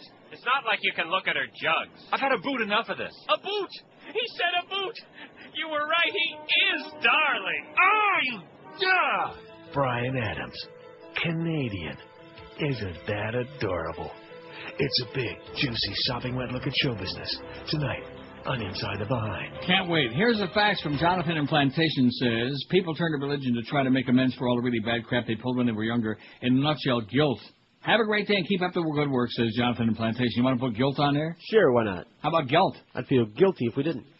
Oh, bad news from Iraq while you're putting guilt on the pool. We got 629 votes. We're not going to get to our 700 by noon, Josh. And that leaves it very... I guess we'll have... We've been on a roll lately, though. Yeah, we've been rolling it. And George has been smoking it. Yeah. 629 votes, only one for they really believe in fairy tales. And, of course, the religionists out there, oh, my God. And real surprise, the Bush administration, the Nazi regime, has said that they're against this assisted suicide. The Supreme Court is going to take assisted suicide, the right to die thing up again. What a surprise that the Bush, choose life. Kill a bunch of Iraqis and sacrifice a bunch of our soldiers, but choose life. And in Florida, your fat-ass governor says, blow some people away if they look dangerous to you. But other than that, choose life. Here's the bad news. Well, it's just more of the same, you know. A suicide bomber killed 13 people and wounded about 40 outside a mosque in Hilla, south of Baghdad today, as Shiite worshippers were gathering for the start of the holy month of Ramadan. Ramadan! Oops! So there you go again. Yeah, we can put guilt on there, and that might goose it up. The more choices we put on, the better chance we got for 1,000 votes today, although I think the chances are slim and next to none. That's what I'm thinking. Well, you know, we've been through this many a time. I think there was one day we had like 800 votes by noon, wasn't there? I forget what it was. Something real popular, like you still hate the Cubans as much as you used to. Something like that. Probably. Well, anything that has to do with hate in South Florida goes over very, very big. It's the Cubans. It's the Nicaraguans. It's somebody. No, it's the Cubans. Really? Oh, that's what they hate. Well, at least one thing they ought to be happy about is that the dark folks ought to be happy that they take the heat off of them. And the heat, did he say? The heat? Supreme Court. Now, I should probably take a couple of calls in your image first. What? I think you should. Why? Oh, because you don't like my pile today? I love your pile, and you know I do, but I don't want them to feel my pile neglected. today has been spectacular. These people have been ringing the phone forever. They must have something really important to say. WQAM, hello. Hello? Yes, sir. Oh, hey, Neil. Hey, I'm sorry. I seen the front cover of the Miami Herald that shows a Dominican girl who's now Islamic. Well, before that, I got that story coming up about more and more Hispanic women are going to Muslims. Catholicism wasn't oppressive enough? Well, all that points out is that she's just a nutcase no matter where she is, Seventh-day Adventist or a Muslim. Well, at least she's consistent anyway. Okay, she's consistent. By the way, more Hispanic women converting to Islam. I got that if I get to it. It's in my pile. So they can have more rights, I guess. That's right. Of course, they can't drive. Now, I wonder if Muslim women in America, if they can drive. Well, it's not illegal. No, it's got nothing to do with whether it's legal or not. I'm talking about within their religion. That's an interesting question, because, like in Saudi Arabia, the women can't drive. It's illegal. That's not the point. It's because of their religious fanaticism. The Saudis and then the Pakis, baby. We're going to get in there and then clean house. This Iraq stuff, just a diversion and perversion and waste of time in life. Let's go in there and get the real evildoers, okay? Although, of course, the Saudis, that would be bad for the Bush bin Laden business, I guess. That would be really, really bad for the Carlyle Group. Line 9, WQAM, hello. Yeah, okay. That line 9's my favorite. QAM, hello. How is it we're in a major market and we have probably the worst announcers in all of sports in one market? Well, call one of the sports shows and talk to them about it, okay? I couldn't give a crap less who you got. I wonder who he's talking about. Probably like Geldy. Taking a shot at Geldy. He hasn't even called the first game yet. Give him a break, will you? Oh, he didn't say that. Maybe he's talking about Dave Van Boring. Maybe he's talking about Roxy. I don't think so.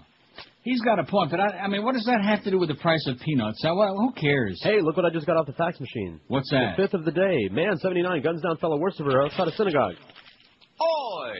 If you people think I'm going to waste my time with Jews shooting Jews, you know, it's just enough already, okay? You're not happy when they're shooting the Palestinians who have their, like, rocks and stones and pebbles. That's not good enough for us, you know? But on Rosh Hashanah, we got to talk about crazy old Jews in Boca shooting each other. It's Florida, baby, okay? They're celebrating not only the new year, but the new law. That's it. WQAM, hello. Hi, Neil. How are you? Yes, sir. First of all, I'd like to respond to that moron who said we should invade Syria. Yeah. I mean, how in the world can a small, weak, secular Arab country be a threat to the United States? Yeah. They're not the ones promoting fundamentalism. Like Grenada, for example. Yeah, another big threat to the country. Like Las Malvinas for the Brits, man, the Falkland Islands. We better help them out. Panama. Maybe we can get another coalition going. Yeah, but I mean, you know, we know what his agenda was. It wasn't stopping fundamentalism. It was something else. Yeah. But how about this for a poll? The world's most obnoxious religious leader. Have you done that before? I don't think so. Well, maybe something like that, but I think that sounds really good for like soon. Right. Yeah. Like tomorrow. You know, Benny Hinn, the Pope. Right. Well, wait a minute. Benny Hinn, though, isn't a religious leader. Well, yeah, you're right. Figure? Religious, whatever. Minister, leader, yeah, whatever. Anybody. Robinson, Falwell. Religious figure. We've done that, but I can never do it too often. Dalai Lama. Dolly Parton. Okay, yes. Thanks a lot, Dolly. Okay, take care, buddy. Because I think we're parting company right now. 5670560. Pound 560 on the Verizon Singular Wireless line. We got Momo Howard David at 2. We got Mad Dog at 4 from the Bank Atlantic Yenta Center at the hockey thing, 4 to 6:30. Panther preview 6:30. Atlanta Trashers at the Panthers. The not only first home game of the season, but the first game in like a year and a half. 7 o'clock tonight. Eddie K follows the hockey game, the hockey game. WQAM. Hello. Hey, got one for the poll. Yes, sir. I hate the Cubans. I hate them. What a surprise. WQAM, hello. Hey, Neil. Yes, sir. Hey, Neil, why does America continue to invade other countries? Can't they see that breeds hate? Yeah. Maybe they like being hated. Stop that, when man. people That's hate all them, I got, it gives them Neil. an excuse to blow their crap away. Okay. Okay, getting back to my important pile here, since you're so impressed by these calls. Hey, wasn't it worth it? Oh, by the way, line 9, I think we have a communication problem, man. Well, once in a while we get some good calls from out of town on there, but obviously it's the same turd burger on there all day today. So why would you want me to waste my time with that swill, with that crap? Oh, you know me. 652 votes. We got a shot at being close to 700 by noon. Maybe we will get right on the verge of 1,000. And if we get close to it, of course, we know our crowd will put us over the edge, put us over the top, won't they? No. Oh no, that's because I think I've lost contact with the South Florida audience. Finally, like that guy said about Eric Clapton's kid flying out the window. Many years ago. This is it, Neil. You finally done it. You've gone over the line. You're making fun of other people's religion. Oh, what a concept. I'm making fun of everybody's religion because it needs to stop. Believe what you want, but leave everybody alone. Any religion that has to do with intolerance and hate, that ain't something I want to be involved with, okay? And you go back to the good book. How can it be the good book when it's talking about everybody killing each other, huh? And God telling us, make sure you get all of your enemies, and my wrath shall wax hot, and kids who are disobedient to their parents shall surely be stoned to death. You know, like that bit we got the guiding Shiite, you're going to get stoned twice tonight, you know. All the Middle Eastern religions have that. All that crap. All the same old mumbo jumbo gumbo. Wonder how that gumbo is coming, by the way, in Orleans. Well, you know what Franklin Graham says? Yeah. And when Jonathan King told him that the first businesses that were reopening, a lot of them were the strip clubs, I thought his eyeballs were going to pop right out of his sockets. I thought he was going to sock it. Man. Supreme Court nominee Harriet Miers is personally opposed to abortion. Her longtime companion said Tuesday. You know, if that would... Yeah. When I first saw this story, I thought to myself, oh, no. Although that story where they call her Harry and she was clearing brush with Bush. She was clearing... Oops. The bush? Back in the... Yeah, okay. With a brush. Well, they have those... All right. Supreme Court nominee Harriet Miers is personally opposed to abortion, her longtime companion said Tuesday, but he added, that doesn't mean she'll vote to overturn Roe v. Wade. Yes, she will. Of course she will. There's no doubt. None. Nathan L. Hecht, a Texas Supreme Court justice, has been a close companion of Miers since they first worked together for a Dallas law firm 30 years ago. About 30, man. His comments are the clearest indication today of Miers' view on abortion, which, as with other issues she would likely face on the High Court, is unknown. No, it's not. Hecht is known as the most conservative member of the conservative Texas Supreme Court. He's sort of the Scalia of that court. Smart, aggressive, and very conservative, said University of Texas law professor Douglas Laycock. Hecht, a vocal opponent of the abortion rights, said in an interview yesterday that Miers shared his views. The two attend the evangelical Valley View Christian Church near Dallas, where they minister to ex-gays, among other fundamentalist lunatic things. Ex-gays. But when asked, let's see, Harriet goes to a church that is pro-life. She has for 25 years. He said she gives them a lot of money. Her personal views lie in that direction. In other words, I think the word he's looking for is farbissen. But when asked if her personal opposition to abortion would give her sufficient cause to overturn the Supreme Court's abortion precedent, Hecht said, I think she'll say they won't. See that? Yeah, he's right. I think she'll say they won't. Miers' thin record has alarmed many conservative activists who fear she won't be the unwavering voice on the right that they want on the High Court. But Hecht's comments on abortion are among several pieces of evidence that have persuaded many other conservatives to support the president's nominee, Harry. I encourage people to connect the dots, said Jay Sekulow, the unctuous, self-hating chief counsel for the so-called American Center for Law and Justice. Hecht is a pro-life conservative, so we take a lot of comfort from that, he said. Miers gave $150 to Texans United for Life in 1989, was a sponsor of their annual dinner that honored Representative Henry Hyde. Oh, that hypocrite who ran off with that poor guy from Weston's wife, a leading congressional opponent of abortion. Another phony, baloney hypocrite, man. Isn't that what Republican generally means nowadays? Phony, baloney, hypocrite, finger-pointing, born again? Pretty much. I wanted her to meet with a group of pro-choice women, and she said she wasn't wait a minute. Laura Lee Bardos, who was Miers' campaign manager in the race for the Dallas City Council in 1989, recalled that she was surprised to learn her candidate was opposed to abortion rights. Laura Lee Bartos says, I wanted her to meet with a group of pro-choice women, and she said she wasn't pro-choice. She said she has been pro-choice but now has changed her view. Moreover, a secular noted Bush has vouched for her. She shares the president's judicial philosophy. Oh, my God. Is what he said. And that should be enough for everybody to get everybody like peeing in their pants. This is Neil Rogers. This is 560 QAM.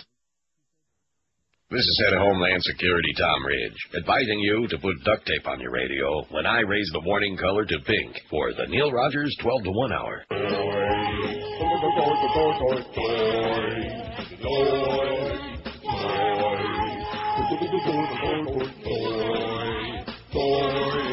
I can't get over what that Huey said today. He's got a lot of noise to talk about me that way. I don't give a crap what that Perry has to say. If he wants to smoke pink cigars, then let him. Why, I'll have you know, I know what I'm talking about. Every morning at the condo, I take the elevator down, and on my way to the car, when I pull my folding basket out, I hear the free condo paper. The boys are back in town. Boys are back in town. The boys are back in town.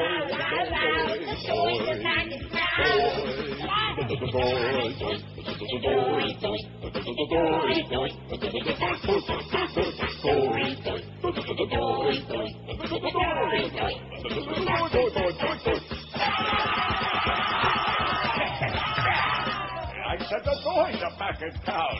Why, you little... Ah, my God, of all you sport old fools. I know everything that's going on in the news. Why, I even know all the new Mahjong rules. I'm hip to the jive, Daddy-O. Too bad you're going back today. It's a better show when I take your place. I know I ain't no Ed Hoyley, but when they drop, my voice will change. You little smoothie.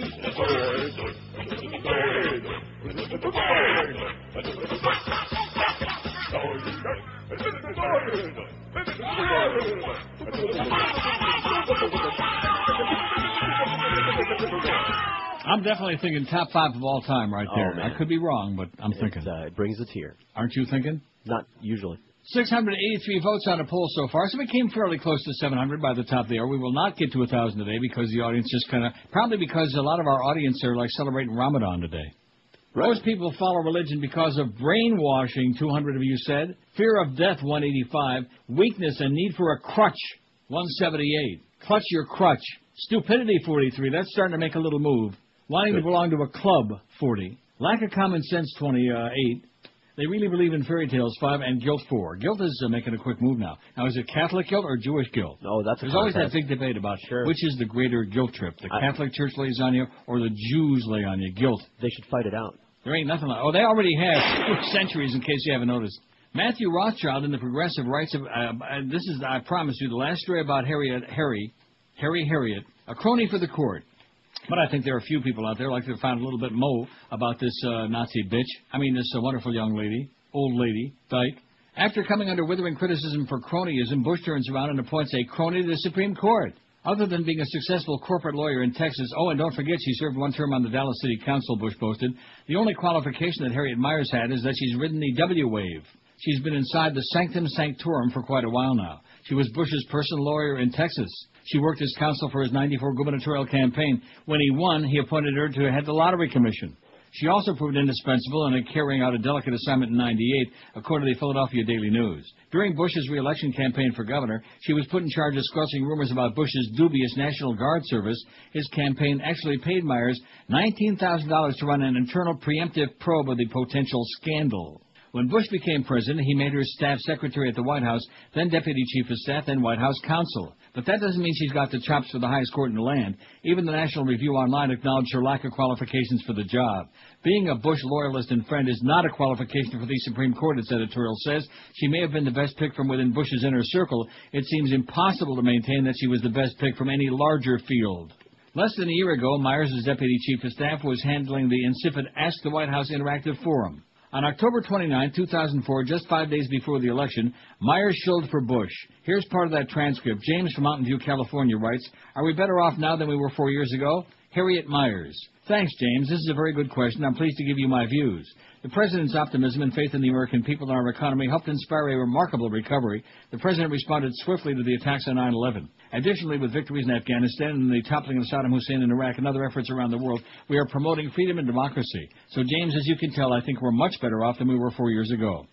Billy from Bethel, Connecticut writes, Hi, I would like to say that Bush has the right idea about the No Child Left Behind program. Now celebrating its second year for the first time, children in the grades 3 through 8 will be tested with reading and math tests to figure out their abilities to work with such subjects. Great job and keep up the good work, Billy. Harriet Myers. Hi, Billy, and good next question. Your comments about the No Child Left Behind Act mirror what we've seen around the nation. The President's education reforms are working. And on, including emails from people praising the President's record, providing veterans benefits, securing the nation, and boosting the economy. One said the current numbers look fantastic. They must have been talking about that $3 trillion debt. Right. She concluded the session. I appreciate all those who wrote in today and for your being with us also. Hearing from Americans across the country is inspiring and interesting. I hope everyone has a great weekend. Don't forget to reset your clocks Saturday night.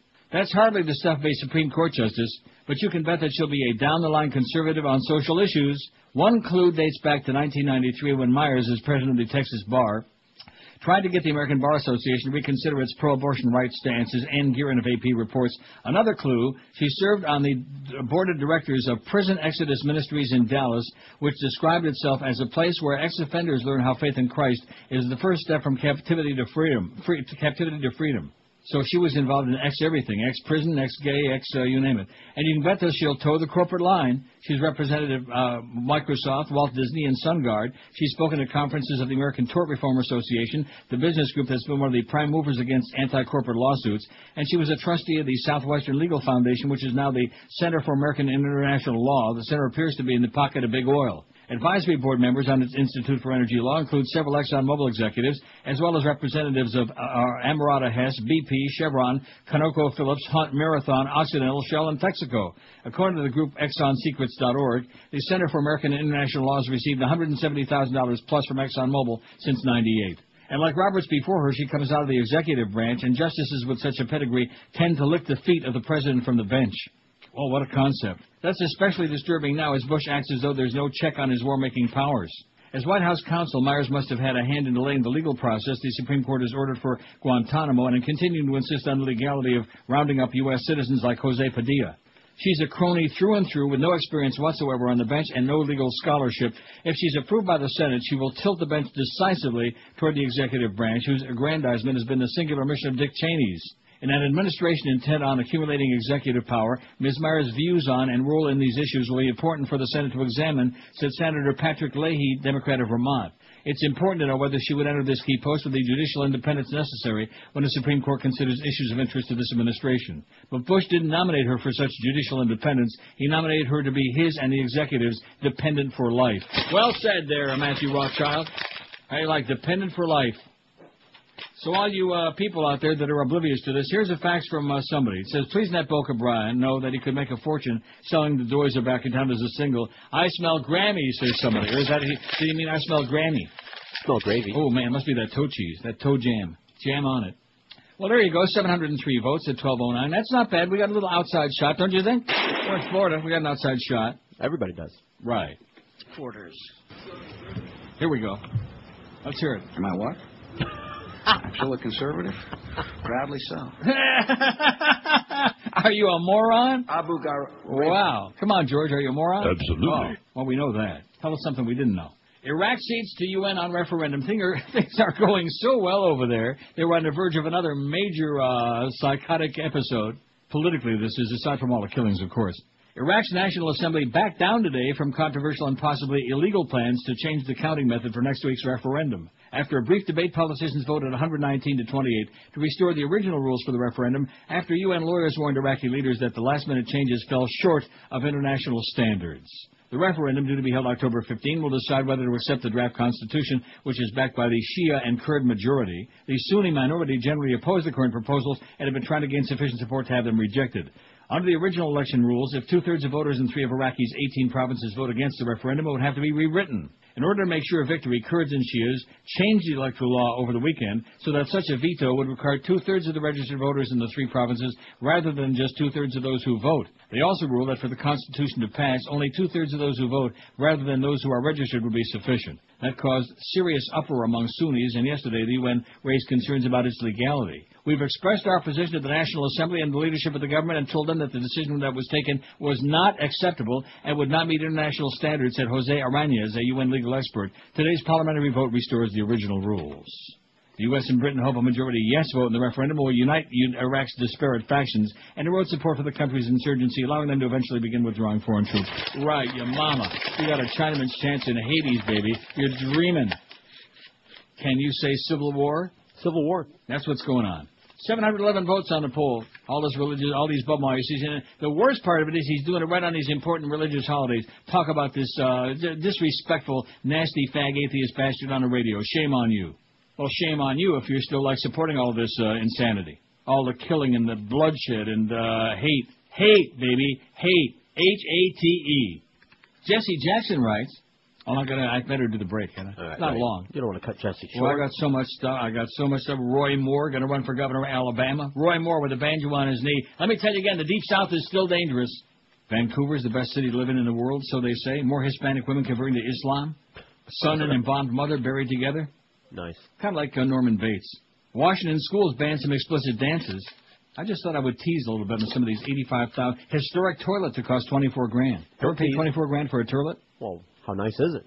I remember Johnny Jones in the golden plumbing fixtures. Remember Johnny Jones, years ago at Dade School Board? Remember him? Yes, I do. Wow, you and I are probably the only ones. Probably. These people don't know Johnny Jones from Jenny Jones. Oh, speaking of Jenny Jones, how's Kirsty doing, man? She's still bouncing around on that big those ball? New ads. She's apparently thinner now, but still ditz. I'm telling you, the dress that she's wearing is 16 sizes too small. Oh, yeah. They put her into it with a shoehorn, and then they have her bouncing around on that big... It looks like the thing from The Prisoner. What do they call that? The orange Rover. Rover. Right. The big bouncing ball. That's probably, in Kirsty's case, since she's with a Scientologist, it's probably one of the few balls she's ever seen. It's 12 minutes past noon at 560 WQAM. If you have sick or dying palm trees or palm trees that don't look as good as you think they should, the Palm Tree Doctor can help you. Palm Tree Doctor is South Florida's leading palm expert, and they specialize in saving sick and dying palm trees. In most cases, Palm Tree Doctor can save your sick palms at a fraction of the replacement cost. And don't forget, no job is too big or too small for these folks. Palm Tree Doctor works for individual homeowners as well as property management companies, homeowners associations, and city governments too. Visit their website, PalmTreeDoctor.com, for more information, including before and after pictures and references as well. You can even make an appointment online. Don't forget, if you have sick or dying palms, the only company you want to think about calling is the Palm Tree Doctor, South Florida's original palm specialists. Call today, 1-866-946-3600. Mention Neil Rogers Show and get a $30 credit off your initial visit. Call Palm Tree Doctor today at 1-866-946-3600 or get more information online at palmtreedoctor.com. That's 1-866-946-3600 for Palm Tree Doctor when you really want results. This is Neil Rogers. This is 560 QAM.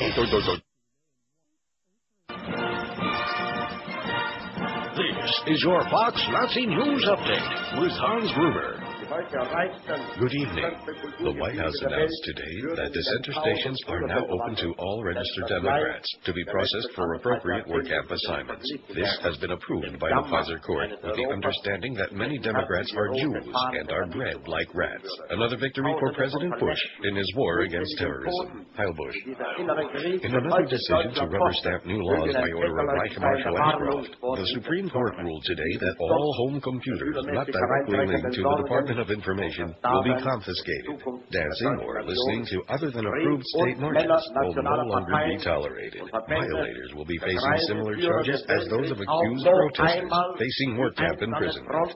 Women with a breast size of A cup or larger must be mastectomized. All breasts must be removed. Additionally, any woman even mentioning abortion will be beaten with a wire hanger and forced to stand outside for a week. Another victory for President Bush in his war against terrorism. Hail Bush.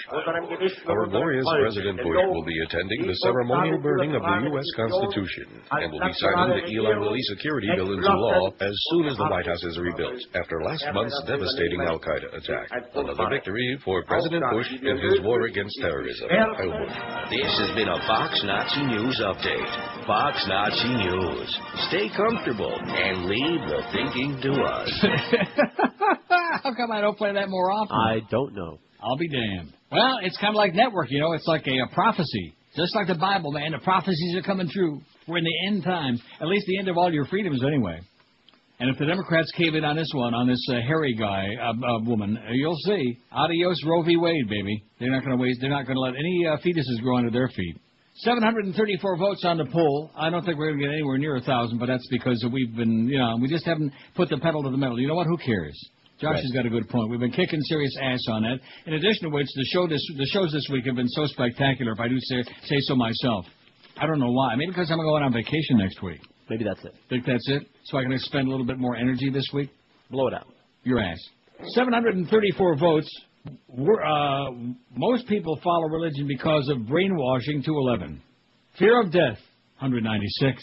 Religion without a hell. Religion without hate ain't worth a damn. 196. Weakness, need for a crutch, 190. Stupidity, 46. Kind of like. We've got troops embedded with them. Yeah. Wanting to belong to a club, 42. Lack of common sense, 28. Guilt, 12. And they really believe in fairy tales, only 9. Solamente 9. Now, I wasn't going to do this Tropical Storm Tammy thing, but come to find out, you got some more crappy weather coming, guys. Yeah, but it's north of us. No, but you got some more crappy weather coming, guys. Tropical storm, that's why I wasn't going to talk about it, but I just saw the update from the Scum Sentinel. I figured I better pass it along, okay? Since we're so news-intensive here on this show and on QAM, since we're really involved in the community.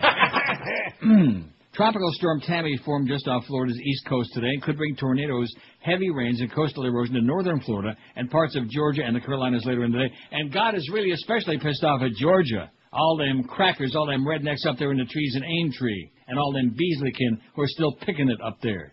Tammy is I remember Tammy by Debbie Reynolds on Coral Records. Orange Label, remember Boca Brian? He says yes. Is he there? No, I'm just channeling him. I thought maybe he was there. Oh, well, he would. Are you kidding me?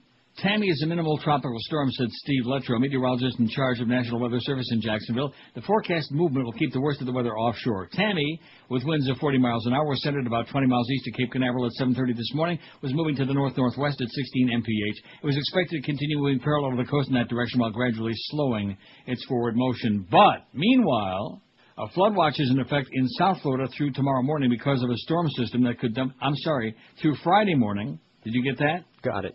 Because of a storm system that could dump 5 to 8 inches of rain. Just what you needed, man. Right on top of all the other Chazarai that we had, Rita and Katrina before Rita and all this other stuff, Rita the meter maid, and here comes more crap. Boy.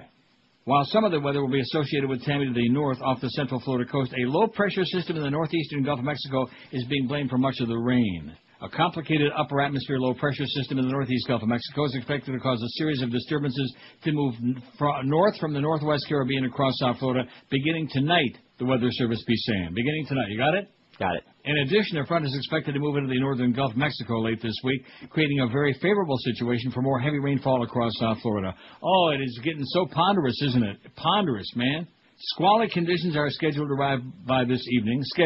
Including thunderstorms and winds gusting to 30 miles an hour. About 30, man. The National Weather Service in Miami says, we want to give people a heads up, said meteorologist Tom Warner. The potential there is for heavy flooding rains. The Weather Service warned of train echo effects, thunderstorms with heavy rains moving over and over through the same areas as the system passes South Florida. Train echo effects. Can you believe that? I never even heard of that before. Did you? No.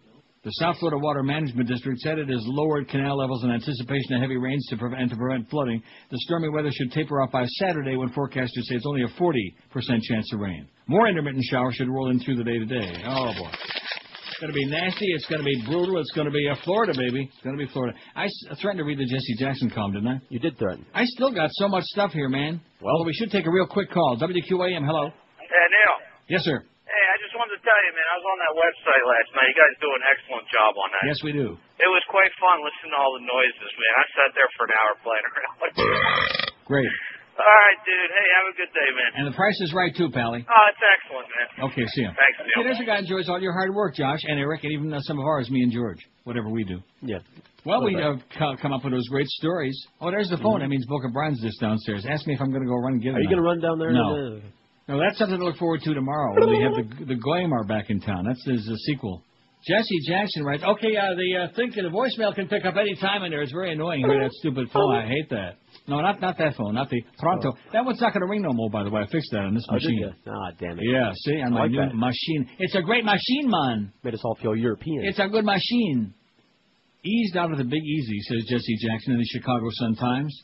And, sometimes we like Jesse Jackson, sometimes we don't. So we like pick and choose. He's one of those people that we don't like that mustache that's kind of.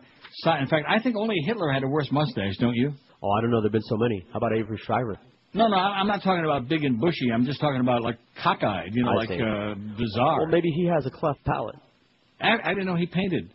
After his administration's incompetence and indifference had lethal consequences in Katrina's wake, President Bush has been scrambling to regain his footing. He's called for an unprecedented response to an unprecedented crisis. In religious services at the National Cathedral, he called on America to erase this legacy of racism exposed by those abandoned in Katrina's wake. He's called on Congress to appropriate more than $60 billion in emergency relief and outlined a recovery program likely to cost up to $200 billion, or nearly as much as the war in Iraq. All this has led the press to compare his plans to Franklin Roosevelt's New Deal or Lyndon Johnson's Great Society. Don't fall for it. A close look at the Bush plan reveals that this is a bad deal from a deck stacked against the poor who suffered the most in Katrina's wake. The first clue came from Bush's first act. He issued orders erasing the prevailing wage for work on rebuilding the Gulf, and his administration gave Halliburton a lucrative no-bid contract to begin the work. Then he designated Alabama, Mississippi, and Louisiana an enterprise zone, and using emergency authority waived all worker protections in the region, protections for equal employment, for minority contractors, for health and safety, for environmental protection. We're learning that when Bush promised to remove the legacy of racism in New Orleans, he meant he'd remove the poor who were victims of that racism. Bush's Secretary for Housing and Urban Development, Alphonso Jackson, revealed that to the Houston Chronicle. Whether we like it or not, New Orleans is not going to be 500,000 people for a long time, the HUD Secretary said. New Orleans is not going to be as black as it was for a long time, if ever again. He predicted New Orleans will slowly draw back as many as 375,000 people, but that only 35 to 40% of post-Katrina population would be black. Before Katrina, New Orleans was two-thirds black. I'm telling you, as HUD Secretary and having been a developer and a planner, that's how it's going to be, Jackson revealed that he had advised Mayor Ray Nagin not to rebuild the overwhelmingly black Ninth Ward. The people of the Ninth Ward are the maids and waiters who serve New Orleans tourists. They're the musicians who give the city its blues. They're the cops and government clerks who are struggling to bring the city back. Half of the houses there are owned, not rentals. Many of these workers are dispersed, dispatched to over 40 states. Many are still in shelters. No one could figure out why the Bush administration wouldn't give the evacuees housing vouchers to rent housing in and around New Orleans. Instead, FEMA has ordered tens of thousands of trailers and is struggling to build trailer parks, Bush bills, to shelter Katrina's victims. Now we know. Bush isn't planning urban renewal, he's planning urban removal. The administration has given the victims of Katrina a one-way ticket out with no plan for their return. Instead, the planners will turn New Orleans into a gentrified theme park. They'll rebuild the white communities, even those like middle-class Gentilly and wealthy Lakeview that are as prone to severe flooding as the Ninth Ward. Congress should insist that Katrina's victims have a right to return, and FEMA should develop a plan to make their return possible. They should have preference for the jobs that will be created in rebuilding the city. They should be provided vouchers to use for nearby housing. If necessary, local military bases should be opened with public transportation to get them to and from work. They should be paid the prevailing wage with decent health care benefits. The people of the Ninth Ward should decide the fate of their homes, not urban planners intent on building a new New Orleans without its black people. If their neighborhoods are not rebuilt, then affordable and public housing should be built in other parts of the city. That's not what Alphonso Jackson and the administration are planning, so it'll take street heat and congressional action to make them see the light. Katrina destroyed its victims' homes. We shouldn't let the administration make them exiles from their own city. Hey, you go, Jesse. And how's that love child coming? Gives him that Reverend money. 752 votes on that poll, man. We got to, I don't know. I don't think we're not going to do it. Huh? I don't know. No. Not going to get that 1,000 today. Let's make the goal 760. What do you say? Okay. 28 past noon at 560 WQM if you're... Real American A-holes. Real American A-holes. We salute you, Mr. Director of the Federal Emergency Management Agency. Mr. Director of the Federal Emergency Management Agency. If we learned one thing in the wake of Hurricane Katrina, it's not to count on FEMA Director Michael Brown. What can Brown do for you now? Apparently nothing. And that's what's left of the Gulf Coast. Nothing. What's your favorite Gulf Coast? $52 billion has been allocated by the U.S. government. But you've created so much red tape, the victims won't receive it till Mardi Gras. Show Michael Brown your hoodoo. When all is said and done, you will lose your job faster than you can say E. coli. Ow! And if there's any justice in this world, you'll be calling the Houston Astrodome home, too. So we salute you, Mr. Director of the Federal Emergency Management Agency, your clipboard, your stupid navy blue FEMA shirt, and your comb-over. You are a real American a-hole. Hey everybody, I'm Brownie Brown, accountable for everybody drowned and drowned. As a human being, I'm a big disappointment, but I got a brown nose and I knows where to point it. There was no rush to get them saved. They don't vote Republican anyway. I did everything I possibly can to show my support for the Ku Klux Klan. Oh, what a job I had as director of FEMA, when I ain't much more than a weaselly schemer and a clueless son of a bitch. Absolutely. Gets his gigs, brown nose in the ridge. Gets his gigs, brown nose in the ridge. New Orleans is wiped out and gone, but W said I did one heck of a job. Man, it sure pays off to be a crony and another white-faced Christian phony. The National Guard is down there now, with orders just to get the press out of town. Everybody go home, there's nothing to see. Everything here is peachy keen. Oh, the hurricane gave us the big easy for neocon social engineering, like a giant Republican squeegee. Praise Jesus Bush, our Lord and King. Praise Jesus Bush, our Lord and King. I don't believe compassion's what we lack. It serves the right to hapless blacks, and you dissenters who say it's a national disgrace. They shouldn't have it black in the first place. This is no time to play the blame game, since we know that hurricanes are caused by gays who are not the right kind of homo. Like Scotty McClellan and Karl Rove, oh, we're achieving the American right-wing dream to make everybody white like me, and an ignorant son of a bitch gets his job, ground nose in the ridge. Oh, how I miss petting my Arabian horses. I'd rather do that than watch floating corpses. I'm a negligent murderer now, and I'll keep going down to keep my nose brown. I'm a negligent murderer now, but I'll keep going down to keep my nose brown. You fairy. 12:36, 24 till 1 at 560 WQAM. 780. I'm smelling 1,000, man. Can you smell it? I'm smelling something else. Wow. Maybe that's 1,000 people that just had curry for lunch here. Could be. A lot of those places around. No, seriously, if we can get like to 8:30, 8:40, 8:30. About 30, man. By the top of the hour. We got a shot at 1,000 by 2 o'clock. And you wonder, why is that important? Well, it's not. It's not. But we like it, you know? We like it. It's a challenge, that's all. It's fun. It's a challenge. It's something for you to do. It keeps you off the streets, keep you out of trouble, and keep you from drowning in all that rain that's coming tonight. Don't let that keep you from the hockey game, by the way, especially if you got free tickets. 780. On how come there's all this religious crap. Stop it already. Stop. They won't stop it, you know? No, I'm just farting into a windstorm, man. Maybe that's I'm farting into a hurricane is what I'm doing. I'm farting into a cyclone. Paul Hackett. I wonder if he was kin to Frank Hackett from Network. Remember Robert Duvall was Frank Hackett? Right. Paul Hackett, the Iraq War veteran from... As a matter of fact, there's 6 of these Iraq War veterans that are going to be running this next year. You know, I had a vision yesterday, and obviously it was wishful thinking, that it was next year. In other words, it was October the 5th yesterday, but it was only a month away from the 2006 elections. If only. Oh, man, I was like squeezing my kneecaps. I was so excited. But... And somebody else pointed out to me, which we try very hard not to think of this, it's only October 2005. You do realize that this band of merry Nazis, they've got 3 more years to dismantle the Constitution to reassemble the Supreme Court and to take away more of your rights and to come up with a whole bunch more Patriot Acts Part 10 through 100, etc. 3 more years. Holy moly, rat man. Anyway, Paul Hackett, the Iraq veteran war veteran from Cincinnati, who was hailed by National Democrats for his narrow loss this summer in a heavily Republican House district in Ohio, has decided to challenge Mike DeWine for U.S. Senate in 2006. You go, Paul. Oh! Tried to whine. Spokesman David Woodruff, who served as Hackett's campaign manager in his special election campaign for the 2nd District House seat against Gene Schmidt, confirmed Hackett's run last night. Hackett had spent Monday night. Hackett had spent the last month heading in to run against Ohio senior citizen who was in his second 6-year term. Hackett was flying back Monday evening from Washington after meeting with Senate Democratic leader, the very, very weak-kneed Harry Reid of Nevada, who was kissing with Harriet Miers the other day. It was disgusting. And the Democratic Senate Campaign Committee. Harry Reid reminds me a little bit of Greg Reid, you know? Ineffectual.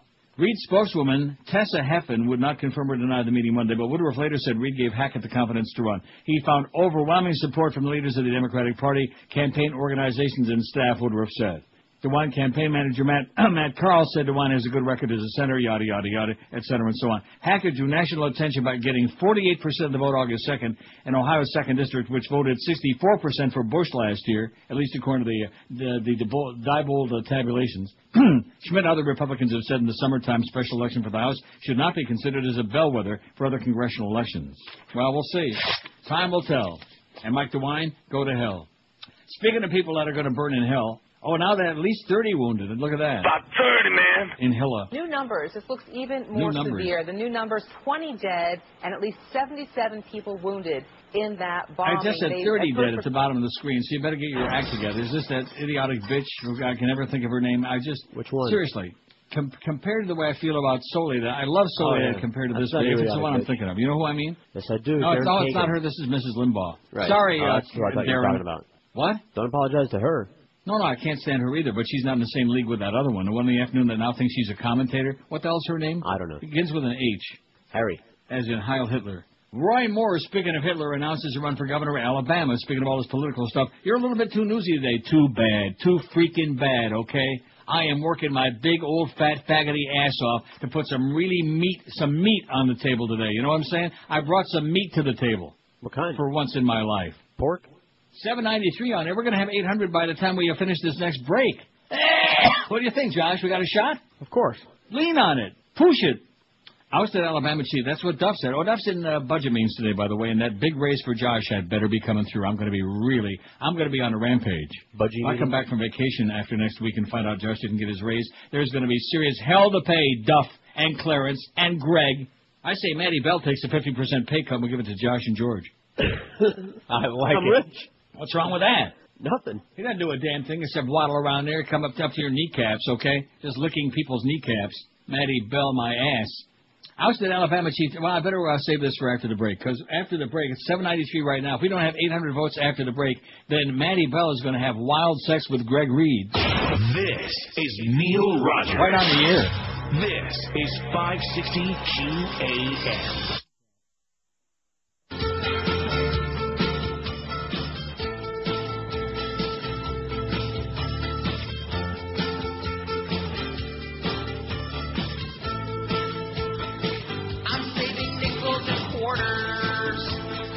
I'm cutting coupons because I'm a victim of recession.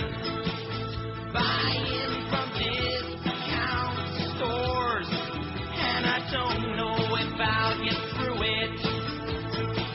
Oh no, I've spent too much. I bounced 5 checks this month. There goes my credit rating. I thought I had more in my savings. Boy, I'll take you out to lunch if you buy.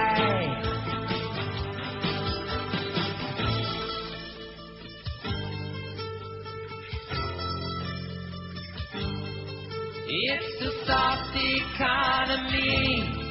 It's a soft economy. I'm saving nickels and quarters. You fairy. I'm cutting coupons because I'm a victim of recession. Buying from discount. If it's free, it's me. There you go. Kind of like a slow thing on it, uptake. That's ancient, by the way. Don't you notice how it came back? Sure. It'll always come back. $16 a gallon gas when it costs you $500 to fill up your tank. I think it's appropriate now.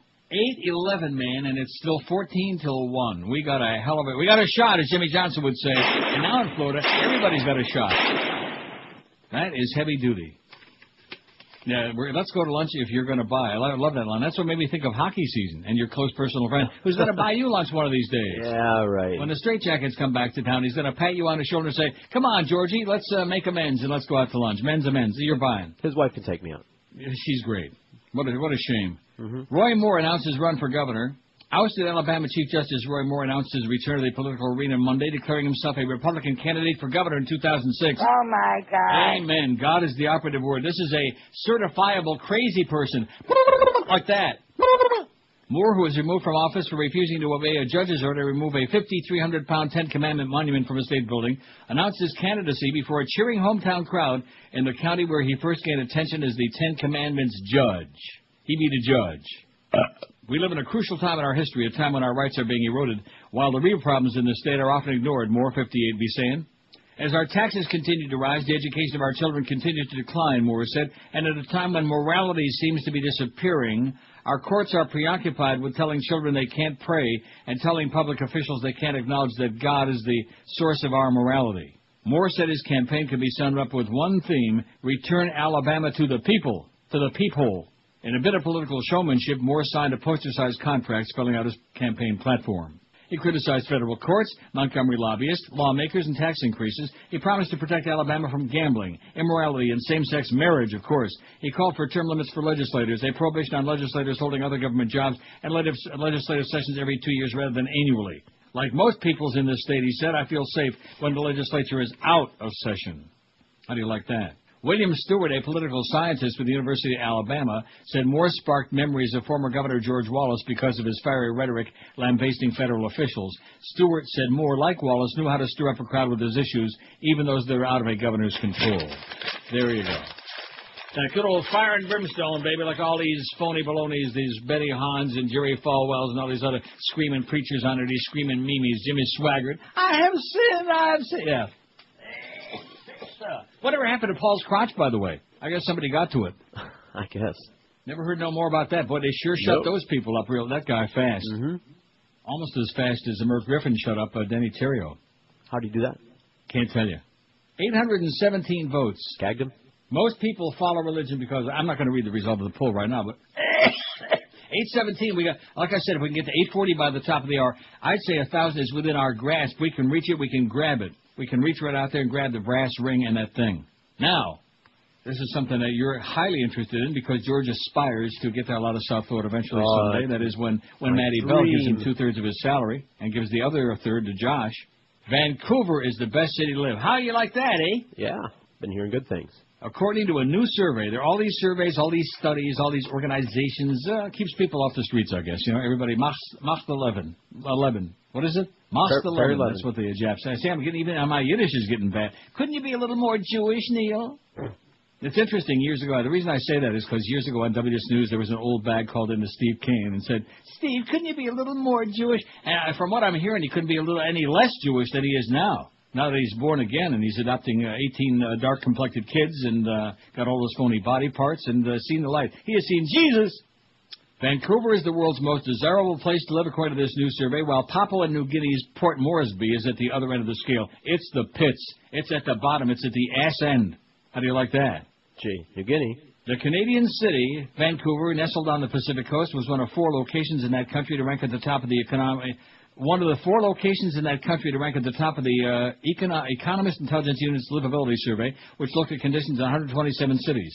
It's unfortunate because I don't see the whole list in here, which would be kind of interesting if we had the U.S., but I'll get to it. We'll find it. The other top-ranking Canadian cities were in order: Toronto. How's it going, eh? Calgary and Montreal. Well, I bet you they're really Leafs intensive. They've got that opening game tonight. I got to go to the hockey game now. You don't have enough time to waste those 22 games in a conference, minus the Rangers, depending on Buffalo. There you go. See? Let's get hockey intensive. What do you say? No. Don't let me forget to keep reminding Hank not to do that hockey stuff. All right. When he told me he had Randy Moeller on, it was like shades of, what's his name, Ira again. Don't do it, Humper. Don't do it. Don't sell out the audience, just for anybody. Australia also fared well in the survey by the London-based group, with Melbourne, Perth, Adelaide, and Sydney scoring high marks, along with Vienna, Austria, and Geneva and Zurich, Switzerland, Schweiz. The EIU study assessed nearly 40 indicators in 5 broad categories: stability, healthcare, culture and environment, education, and infrastructure.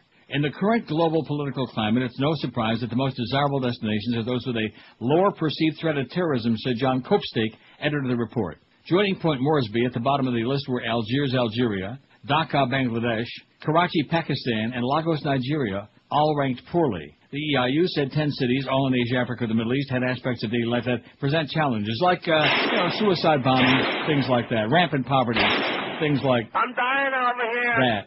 By contrast, the EIU said 63 cities fell into the top livability bracket. You better Google this for me, would you?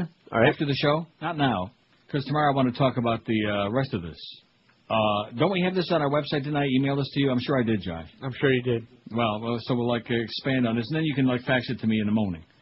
Anyway, this reflects the fact that many global business centers have a developed infrastructure and widespread availability. The report states still the overwhelming majority of cities in the top livability range are based in Western Europe and North America. And here comes the piece of resistance, baby. Here comes the frosting on the cake. Here comes the old bud on the rose, or whatever the hell it is. Remember Rosebud? Yeah. The report said Canada, with low crime, little threat from instability or terrorism, and a highly developed infrastructure, is the most livable destination in the world. All right. How do you like that, huh? Canada is the most livable destination in the world, according to this study. That is absolutely shocking. Oh, Canada. Okay. I'm ready to get up and salute it. Although higher crime rates and a greater threat of terror put U.S. cities below those of Canada, U.S. cities are still among the world's most livable. Cleveland and Pittsburgh had the highest American scores. Oh, they're Cleveland and Pittsburgh? Holy Toledo, rat man. Wow, what's the highest American scores? Now my interest really is peaked, so you got to find out more about this. Only 3 cities in Eastern Europe fall into the bracket, along with 13 cities from Asia, the EUI said. Cleveland and Pittsburgh, the highest American scores? I've been in Cleveland a very long time. I guess they've cleaned it up from what it was. I haven't been there in 45 years. Who did that study? The EIU, Mr. The Economist Intelligence Unit. They were looking for a unit, and they found a good one. Canada. At any rate, there you go. So that's look it up. EIU. Actually, this was a where was this from? CNN story. Vancouver, best place to live. You can Google it. You can hop on it. You can do whatever. Twist it around a little bit. Isn't that great? And the reason George is excited about that is because he wants to go either maybe Victoria or Vancouver. Up there in the great Northwest, where men are men and people smoke a big fat one and nobody gives a crap and everybody has a good time. Right. Even those people in the Olympics. Remember that? What the hell was that? We'll never think of his name, but he was the, not bobsled. What was his thing? The snowboarder? Not a snowboarder. The sleigh, bobsleigh. What is that? Bobsled? There's Bob Geldof. That is an important Was it the luge? See the way I slipped into that? Mm-hmm, natural. 826, and it's only 12:55, and our goal is alive, man. This is a shocker. Just when this audience, when you least expect them to come through for you, not only on Rosh Hashanah second day, but also on Ramadan, and this audience comes through. Eat your heart out, Joel Feinberg, you poser, you phony, you jackass. You fairy. 830 votes. Most people follow religion because of brainwashing, 233. You know what?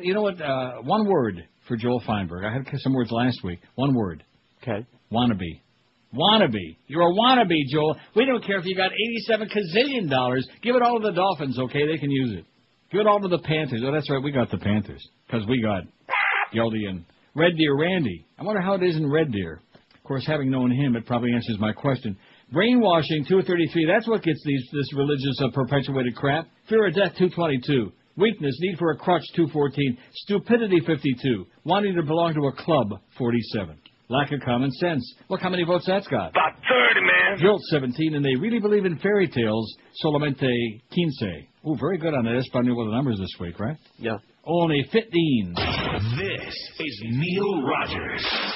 This is 560 QAM. Oh boy, it's the 1 to 2 hour.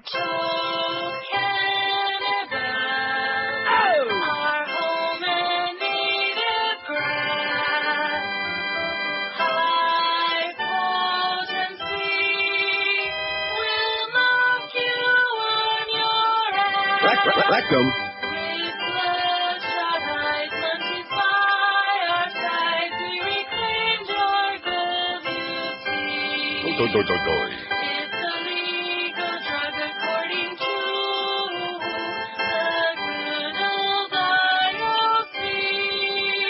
All right.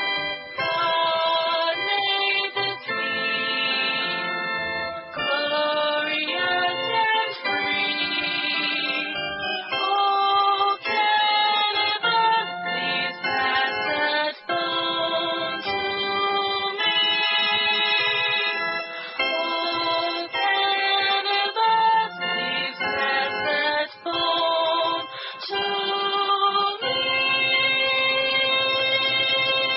No.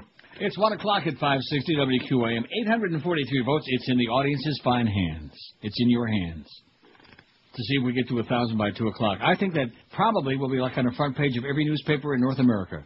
Don't you think? Oh, yeah. Maybe even Tom Jekyll will get a bulletin on. Maybe even the Sun Flyer. Hey, Tom, you get your radio yet? More Hispanic women converting to Islam. You were with it? See, there he goes, chuckling. It's hysterical. For empowerment? I don't get it. Who said anything about empowerment? Well, why then? Well, I mean, sarcastic. How about if I read the article and then maybe you might learn something? Learn you something. Let's Probably do that. not. Let's do it that way. Ask Melissa Matos why she converted to Islam. See, here you go. And you'll likely get an answer that spans 13 centuries. She may refer to 7th century Arabia, where Muslims believe the Prophet Muhammad received the Quran from the angel Gabriel. Oh, blow that horn, Gabriel.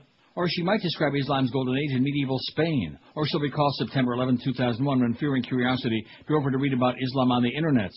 Matos, who comes from a family of Seventh-day Adventists from La República Dominicana, has answered the question countless times since converting to Islam in April. She now covers her hair, prays 5 times a day, and today will observe Ramadan, a month of fasting, prayer, and reflection, which began at sundown last night. Sometimes it does get a little difficult, said Matos, a 20-year-old political science student at FIU who lives with her parents in Miramar, a hotbed of Islamic influence. I feel alienated from my family, my old friends, but Islam is so beautiful it's worth it. And with Ramadan, I'm just doing it by myself, just me and God. Isn't that what the Virgin Mary was doing? It was just her and God, wasn't it? Right. Though Hispanic women make up a small fraction of the nation's 6 million Muslims, those converting to Islam are exerting influence beyond their numbers, teaching Spanish-Arabic classes, forming Hispanic Muslim organizations, and distributing the Quran in Espanol. Oh, my goodness. Oh, my God. Increíble. Matos, for one, plans to organize a lecture series this semester at FIU on a religion's little-known history in Latin America, including 2 lectures that will be in Spanish, she said, in Espanol, Spanioli. Some have found support networks. PA.dot, a network of Muslim women that seeks to educate Spanish-speaking communities about Islam, has more than 344 members nationally. 344!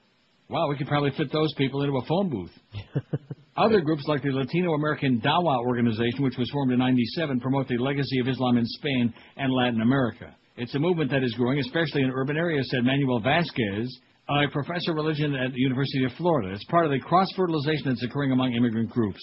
There are some 40,000 Hispanic Muslims in the U.S., according to a spokesman for the Islamic Society of North America. The largest populations are in New York, Texas, L.A., Chicago, and Miami, American Muslim organizations say. Jamila Ali, 26, became a Muslim 7 years ago after she dreamed she was praying in a mosque filled with light. Her mother, who's from Peru, had converted to Islam several years before. Now her brother, 22, and sister, 21, have converted. I wonder if they're nailing chickens on the front door. Oh, that's the wrong religion. It is now. You feel a much closer connection to God, said Ali, who lives in Pembroke Pines and teaches 2 other Hispanic Muslim women to read and write Arabic. Uh-oh. You give up everything of your old lifestyle, your old clothing, you're not going to clubs, you're not drinking, and you're certainly not smoking, and you're not drinking like the president.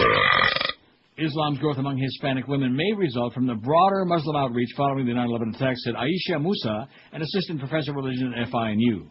Sofian Abdelaziz, well, I'm doing good on these names today. Sofian Abdelaziz, director of the American Muslim Association of North America in Miami, said his group often gets requests for the Quran in Spanish. In the last several years, they've given away more than 5,000 Spanish translations of the Quran to South Florida mosques and prisons. Converts and Muslim leaders are quick to note that Muslims accept Hebrew and Christian scripture as revelation, but maintain that the Prophet Muhammad provided the complete word of God. I thought that was Joseph Smith. I thought he said, take 2 of those tablets and call me in the morning in Palmyra, New York, didn't he? Right. Plop, plop, fizz, fizz. Or was that Elmira? It was Palmyra, you idiot. You think these people know the difference between Elmira and Palmyra? I don't. Well, there you go. Look it up on a map.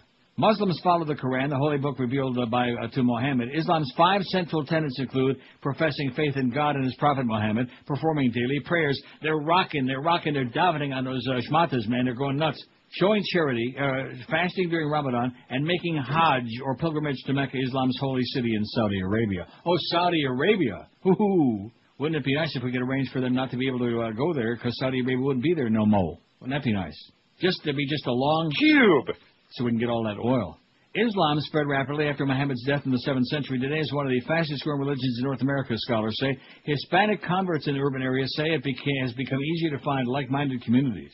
It's so great to meet other Latin people because we all know each other's backgrounds, said Fatima Navarez, who's 30. About 30, man. Who converted in 2002 and now studies Arabic with 2 other Hispanic women on the weekends. But convincing families that conversion is the way to go hasn't always been easy. They think I've rejected my way to salvation because I don't believe Jesus Christ is the Son of God, Maddo said of her parents who are Seventh-day Adventists. Uh-oh. What do Seventh-day Adventists believe other than you don't eat meat? Aren't they the ones that have all that funky, like Boca burgers and stuff? They're kind of fundamentalist, but they stress the Shabbos, Saturday is the Sabbath, and other things. They take the Bible very literally. Yeah. But don't they also eat vegetarian? Not that I know of. Get out of here. They make all, I think it's a Seventh-day Adventist. If you go to the supermarket, they have a special case where they have all those phony hot dogs and sausages, made from vegetable stuff. Had a Seventh-day Adventist girlfriend for years. We went to steakhouses, so... Well, no wonder you're both going to hell. Yeah. Jesus Christ. Maybe I got them confused with, I'm pretty sure. Look it up. Look it up in the Seventh-day Adventist book. Oh, I got it right here. Roema Ashni, like I said, I can't do these names. Kanar was raised by Roman Catholic parents, Cuban exiles who settled in Miami in 59. Kanar, 52, considered becoming a nun before, just like Whitney on Passions, before converting to Islam at age 22. Her parents, devout Catholics, didn't want their grandchildren to be raised Muslim, she said. It was very hard to know that my own mother didn't respect my beliefs, said Kanar, who with her husband raised their 3 children as Muslims. Oy vey. But others have found support from their families. Narvaez, who lives with her grandparents in Davie. Oh, my God, Muslims in Davie. What, the world is coming to an end. Was worried that they wouldn't understand her new dietary practices because Islam forbids pork and meat that isn't halal or slaughtered according to Islamic law. With Puerto Ricans, there's pork in everything. Oh, if I got a line for that, but I'm not going to use it, Joyce. I know it. With Puerto Ricans, there's pork in everything, said Narvaez, who works in marketing, but they accommodate all my issues and cook halal for me. No poke. Oh, and by the way, when next time you order up a... pork sandwich? No, a cheesy bratwurst for Gary Sarner, don't put the cheese on there because it's trafe. Oh, I know. On that pork. Only kosher cheese. Ali said she renounced aspects of Hispanic culture that conflict with her beliefs, like cooking with wine or eating pork. But she still marks Christmas with her Peruvian family and cooks South American dishes. Islam is a way of life, but you don't suddenly have to start listening to Arabic music, she said. We still keep our heritage. We're still listening to Celia Cruz and Luis Miguel. Well, whatever she said. I don't think she mentioned Celia Cruz, we hope. So how do you like that? More Hispanic women are moving to Islam. Better them than me. My. Yeah, that's the question, is that which is better? Still being Catholics and reproducing like rabbits? All of the Muslims reproduce like crazy, too, I notice. Do they? Which is why more than 50% of the population in Saudi Arabia is under the age of 15. So they got like a major explosion over there. What the hell are all those ragheads going to be doing, huh? Yeah. Oh, we can only pray. Explosion. Bye-bye, Saudi Arabia. I can hear that bit right now, man. Oh, God. The Bush crooks and the Saudi crooks, man, a match made in purgatory. Can you say the Carlyle Group? Can you say Bush 1? Can you say James Baker III, who's representing his Saudi clients there, the families, the Bin Ladens and the other families of the 9/11 terrorist, the suicide attackers? James Baker III, piece of crap. 861 votes. What do you think? We got 51 minutes? I don't know. The verdict is out because you people have slacked off a little bit. You slowed down. We need 139 votes by 2 o'clock, and I what do you think? Whatever. If you were to bet on it.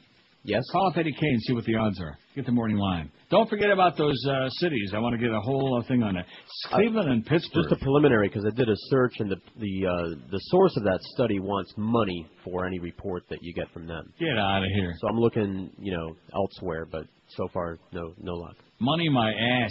This is getting to be a real new scam there on the Internet. All these people who want to get paid to read this. There's some idiots who want to get paid to look at their website. Are you sure? Oh, that's what I heard. That's the rumor going around in the biz. 10 minutes after 1 at 560 WQM, we got the Mo Meister, the one and only Mo Howard David. Jim Manders at the Bank Atlantic Center in preparation for tonight's big opening game for the Panthers, 4 to 6:30. 6:30 it's Panther preview, and then at 7 to 10 it's the Atlanta Trashers at the Florida Panthers. Atlanta Trashers who now have Marion Hossa. Always be aware of a guy named Marion. I always told you that, whether it was John Wayne or Marion Motley. And then, of course, Ed Kaplan and his Motley gambling crew after the hockey game. And this is G. Gordon Liddy, and they don't come any worse than Neil Rogers. Ramadan, Ramadan, Ramadan, Ramadan, Ramadan. All right.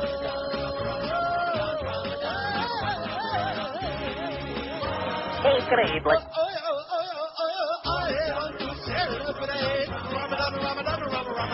It means a lot to me. Ramadan, Ramadan, Ramadan. I'm bowing on my knees so I can wear that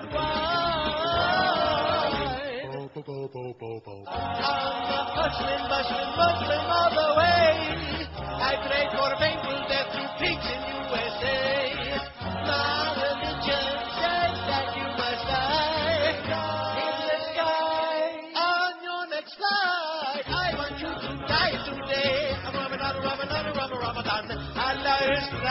of me. Ramadan, Ramadan, Ramadan. I find up brainlessly with no regard for you may die. Bow, bow, bow, Ramadan. Ramadan. Ramadan. Ramadan. Bow, bow, bow. I want to celebrate the Ramadan, Ramadan, Ramadan. Allah will be proud of me. Ramadan, Ramadan, Ramadan. Ramadan, Ramadan, Ramadan. Ramadan, Ramadan, Ramadan. Bow, bow, bow.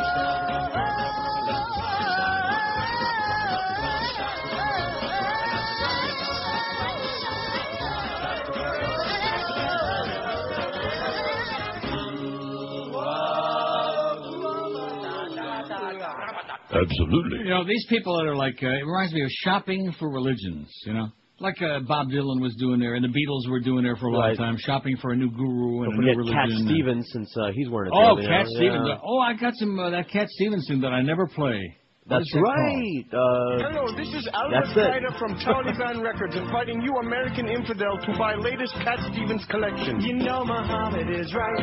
Take your head off your body. Got a machete with a real sharp blade. How I wish I had an American hostage. Make those infidels pay. Also including this classic. I was on the airplane and suddenly was detained. They're mad 'cause I converted and wear a towel on my head. I'm being followed by an F-16. What do they want with me? The money from your purchase does not go to fund terrorism, really. It's not time to get off the plane. Just relax and take it easy. You're just dumb, that's your fault. It wouldn't happen if I were a Jew. Fine dark skin and a rag if you want a detainee. Another variation on a classic. I ask myself every day which American should pay. Tell me, who would Muhammad slay? I'm cutting through the neck of a woman. She lifted her veil and exposed herself. Oh my God. Buy new Cat Stevens collection today for $19.95. All you can pay with Visa, MasterCard, or weapons of mass destruction. I'll tell you one thing, the votes are pouring in by the ones now. 888, that's not so great. Because we need to get to 900 by the next break. Or else. Have a shot at our 1,000 today. They just, you know, again, they kind of slow down, probably because they wanted to hear that bit, which I don't blame them. I love that Arabic, a.k.a. Indian thing. Accent. Yeah, it's a beautiful thing. 888, that's, like I said, not so great. So don't be late, because then we'll be up a creek without a paddle, kind of like in Deliverance, kind of like the Beasleys. Yeah, so let's go shopping for religion. What would be the fashionable religion du jour? You know, let's go find something to believe in, something with a lot of tchotchkes and a lot of ritual and all kinds of crap. Which one has the most casual sex with strangers? Oh, I don't know. I think atheists. Well then. And Catholics. Son and embalmed mother buried together. Oh, this is great. From Hyderabad, India. See that? See the segue there from one Indian to another? Great. A man who kept the embalmed body of his mother at home in a glass casket for 21 years was buried along with her after his death, the relative said yesterday, in India. Hundreds of residents on Sunday attended the burials of Syed Abdul Ghafoor, 69, and his mother at a mosque in Siddhavata, a town of 300 miles south of Hyderabad, the capital of Andhra Pradesh state. Oh, these Indian names, man, they get me. Almost as much as that Indian food, that curry. Ooh, I don't mind kid curry. He's okay, but that curry. Do you know anybody who likes curry? I don't know anybody who's had curry. I knew Anna Squeak. She had kid curry. How often? A lot. I'll eat like curry sauce. Ooh, fat. Well, we got one. Curry sauce? On what? On like like chicken and rice or something. Chicken and rice? You ever been to like Chicken Kitchen? Are you going to start again with a damn Chicken Kitchen? Are you going to start with that again? 900 votes. I told you before the next break we'd have our 900. Now we work on that last 100, you see? Chicken Kitchen my ass. I fulfilled the last wish of my uncle. He had told us that his mother's body should be buried only after his death, said his nephew Syed Noor Ghafoor, not Noor, but Ghafoor, who taught English literature at a college in the some district, I'm not going to try with these names, in the 80s, divorced his wife after 6 months of marriage because she had a fight with his mother, Noor said. When the mother died, he brought the embalmed body to his home and kept it in a glass casket. He put the body in the casket. He was so eccentric that he wouldn't allow anybody else to even look at the glass casket, Noor said. Ghafoor consulted his mother even after her death. Before doing anything important, Ghafoor would write yes and no on 2 pieces of paper. Then, sitting at the feet of the mother's body, he would select one piece of paper without looking at what it said and act accordingly, Noor said. He would govern himself accordingly. Local official M. Prabhakar Reddy said, I wonder if he's kin to Helen Reddy. Said residents and relatives complained about him keeping the embalmed body at home, but Ghafoor was adamant he would not let it go. He's not letting Mama go, okay? I know some guys like that. Oh, they won't let Mama go. 900 votes on the poll. We got a shot. 40 minutes and 100 votes. It's like, it's doable. 9:05. What do you think? It's doable. If I were a betting man, I'd say they're going to do it. They're going to come through for us today. Put us on the map. Spokane. What were you talking about? Oh, Seattle, Josh was talking about before, not Spokane. Yeah, no, I'm the one that's obsessed with Spokane. Well, Josh is going to Seattle. How do you like that? See who? Never been to Washington State. Sorry. It's a nice place. Washington, well, not too far from Vancouver. That's right. Washington schools ban some explicit dances. Central Valley High School has become the latest Spokane area school to ban informal dances known as mixers because of sexually explicit dancing called freaking. Those freaking kids, man. Is that anything like crumpin'? Like crampin'? Yeah. Yeah, it's like cramping without the M. The style involves grinding and gyrating against a dance partner or several people at once, and one school administrator said it looks like having sex with your clothes on. Oh, no. I think part of the issue is that the students don't know how to dance the type of music that's being played now. Central Valley Principal Mike Hiddle said it's what they see on MTV and in the clubs, and it's gotten to the point where it is just inappropriate, is what he said. Inappropriate. Well, who the hell is he to decide what's inappropriate? He says they don't know how to dance, right? Huh? If he says they don't know how to dance to that music, maybe he needs to teach them. That's right. You be teaching him, man. Show us some moves, Prince. Prior to a Sadie Hawkins dance scheduled for... Yeah, let's see him bust a move. Oh, sorry. Are you sure? Prior to a Sadie Hawkins dance scheduled for October 29, teachers will offer dance classes to students who want to learn another way to dance, like with their clothes off. Yeah, that doesn't solve the problem. Let's just have them all take their clothes off. Proms and other formal date dances are still allowed at Greater Spokane League schools, but informal mixers are banned at most. Those informal mixers, man, God only knows what they're mixing. After staff turned on the lights because some students were dancing inappropriately to recent dance, Mount Spokane High School student leaders vowed to do away with mixers. Our student leadership looked at it and just said, that's not what we're about, Vice Principal Jim Preston said. We will still try to create opportunities for students to come together and celebrate. Oh, do I have a line for that? But we just want it to be in an appropriate or positive manner. Sorry, Joyce. Beatles song.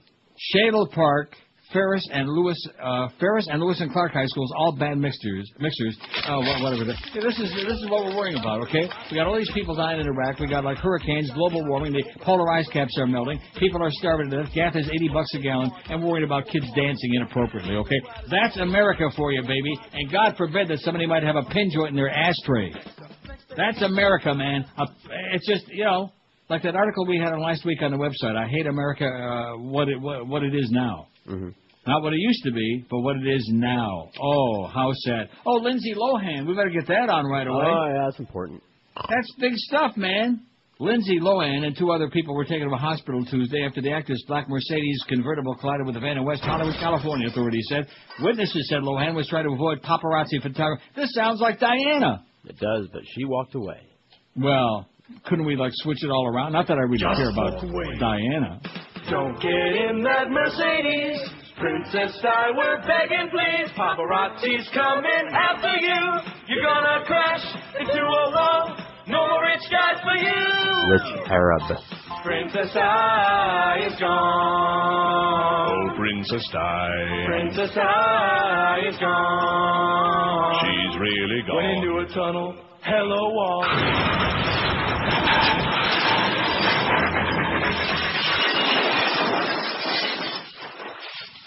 See it in Mercedes, no less. Although Diana was not in a convertible. We'll get back to it, Diana.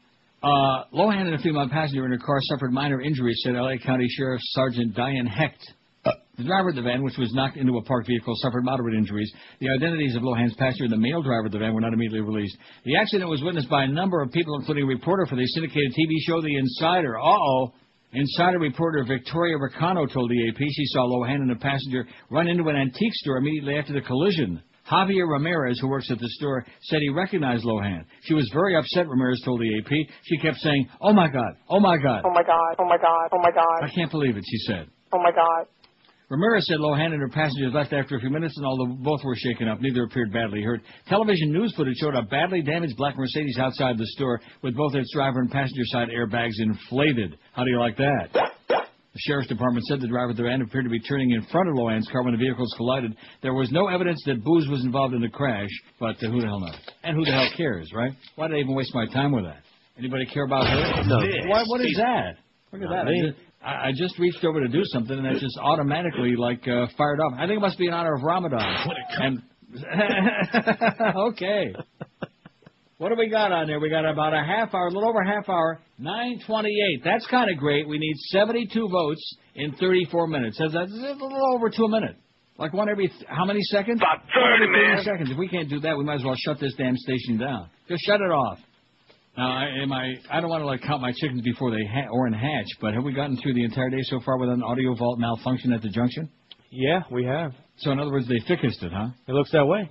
Well, I'll be damned. Nice going there, Corso. Oh, you quisling. You fairy. 27 after 1 at QAM. If you're looking for a high-speed internet service, you want one that's fast, reliable, easy to use. In short, you want the best. You want the #1 high-speed internet service provider in the USA. Comcast High-Speed Internet. Its 100% pure broadband network blows away the competition with speed up to 15 times faster than DSL Lite. You can download music, photos, streaming video, online games faster than you ever could before. Simply put, Comcast High-Speed Internet gives you the very best internet experience around, and with features like the Fan, Video Email, Security Manager, and Radio Plus, it's even more intense than ever before. And right now, you can get yourself Comcast High-Speed Internet for just $9.95 a month for the first 2 months. So call 1-800-COMCAST and get the #1 high-speed internet service in the entire country today. Certain restrictions apply. Call for details. It's a free call. 1-800-COMCAST. This is Neil Rogers. This is 560 QAM. Wiener doesn't whistle. Well, congratulations. Get a life. It's a moment. I like it when you doy. For you it's easy. Oh yeah, the way you do it. Hey, Mr. Moment. For you teach me the doy too. Oh no, the doy. It's a moment. I think you're really with it when you do the doy. And it's not Hey, Mr. Moment. Let's try it. 1, 2, 3. You mean the doy. It don't mean a thing when I use my own eyes. Like when I know I'm set. Hey, Mr. Moment. Please teach me how to say it. The doy. Hey, Mr. Moment. You gotta teach me how to go.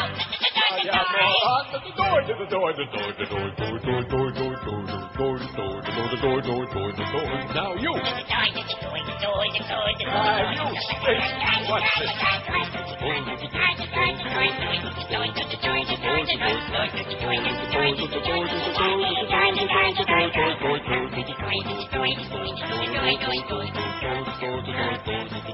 Hey, Mr. Moment.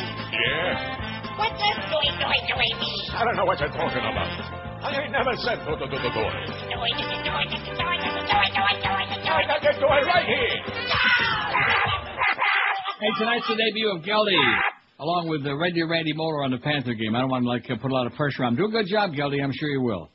I have a little Swiss cheese here. In fact, lactose-free Swiss cheese. You ever have that? Possibly. Alpine Lace? No. That's fat-free. Kind of like it. No, it's not fat-free. It is lactose-free. Are you lactose intolerant? I don't know why I got it. It just happened to be there in a straw. All right. 9:48, man. I think we're going to do it. We got 28 minutes. We need 52 votes. Oh, less than 2 votes a minute. We could phony up that many. For once in my life, I was right. That's what Stevie Wonder said. Me too. Facts here. It says from a recovering brainwashed fan. Yeah, get rid of that religious crap, okay? It makes no sense. It's a bunch of lies, and stop wasting your time with it. Put your energy into something constructive and, like entertaining, like getting laid. Here's a fax that says, Neil, you're correct about Seventh-day Adventists. We are the folks famous for their veggie meat and the whole vegetarian movement. Like Judaism, we have different levels that can be considered orthodox, moderate, etc. The orthodox Seventh-day Adventists adhere to the vegetarian diet, while the moderate ones, like George's old girlfriend, eat meat but no pork. Wow, do I have a line. But moving right along, seafood and other animals that don't meet the Bible's rules has to do with the hoof of the animal. It's got to do with that cloven hoof, right? Right. I don't even know what that means. What animal has a cloven hoof? Like a pig. Pigs, correct. Can't eat no pork. No. Oh, I better no bratwurst today, huh? That's right. You no heathen. brats today. You're going to hell. Yeah, Marie de Ochenvey. As an FYI, he, whoever this is, has a thing here about a crazy person, Dr. John Kellogg, founder of Kellogg's cereals. You know, he was a crazy person. Yes, I do. He was a Seventh-day Adventist, and besides his involvement with the whole healthy food movement, he was obsessed with the digestive system and enemas. He was also obsessed with making sure that people didn't touch themselves, because I don't want to say the M word. And as a result, that's what he invented breakfast cereal originally for, cornflakes, Kellogg's cornflakes. And his theory was if you ate enough of that, you wouldn't touch the, I tried that, and it's just not the same. Oh, damn it. And he was also obsessed with enemas. So I guess, there's the dilemma for you. Would you rather touch yourself or have a good blueberry enema? Or maybe you could do both. Right, don't make me choose. Hence, Orthodox Seventh-day Adventists are strong proponents of the whole colonic movement. Oh, God. Oh. Can we say colonic movement? I think, now we just got that. As part of a healthy diet/lifestyle. Remember who was also involved, very obsessed with colonics? Your mom? No. I wanted it. J.C. I never had that discussion. Yeah, yes, you did. From WIOD, it was J.C. All he talked about was going to get in colonics. Well, that's not all he talked about. He wanted to move in everybody's house. And, of course, who wants somebody living in their house that's always got a cube stuck up his butt? Hopefully they're not doing it there at the house. Oh, jeez. 9:55. I'd rather talk to Chronics than have a colonic. 9:55. We got 45. A piece of cake, man. We'll slide into it, Just like hitting that ground ball on the right side to move the runner along so you can go back to the dugout. Historic toilet to cost $24,000. Brownsville, Texas. A multi-million-dollar restoration project. And this is right in line with the Seventh-day Adventists who are into high colonics. A multi-million-dollar restoration project will expend $24,000 to reconstruct a historic toilet. Not just any old toilet, but a historic toilet. On the first floor of a 1912 courthouse, authorities said, probably almost as famous as the toilet in Archie Bunker's house upstairs. Cameron County Commissioners voted yesterday to allocate the money for the restroom, the tea room, which will be constructed in its original location and style. The room was removed during a previous renovation to allow installation of an elevator. Renovation began in 1994 in the building, which is a historical site overseen by the Texas Historical Commission. The commission gave the county a $3.1 million A $3.1 million grant for renovations, and all construction must comply with specifications set forward by the group. The $24,000 will pay for a toilet, fixtures, plumbing, plaster, and mosaic tile that are true to the original style of the 1912 lavatory, the Brownsville Herald reported in today's editions. Moiseyev. Did it say Jack Moiseyev? The project is about 80% complete and should be completed by March. Well, there you go. Brownsville, Texas is going to have a expensive $24,000 toilet in Brownsville. Now, why are you playing Too Much by Elvis? That's what. Oh, it was the Flush song, but it's not what I was going for. Oh, well, don't we just have the Flush? That's what I was going for. I see. How come I don't have that? It's under toilet. Oh, it's under toilet. Well, no wonder. Oh, I was really careful. Whoa! I think we all got sucked down the old drain that time. Watch your feet. Feels like we're all going into the long cube. 9:61, and it can be done. Thy will be done. Oh, your fat-ass governor, by the way. What a liar. Liar. Not just is he doing his bidding for Disney now, peddling this book because Disney and all these other people give him a lot of money, the Republicans.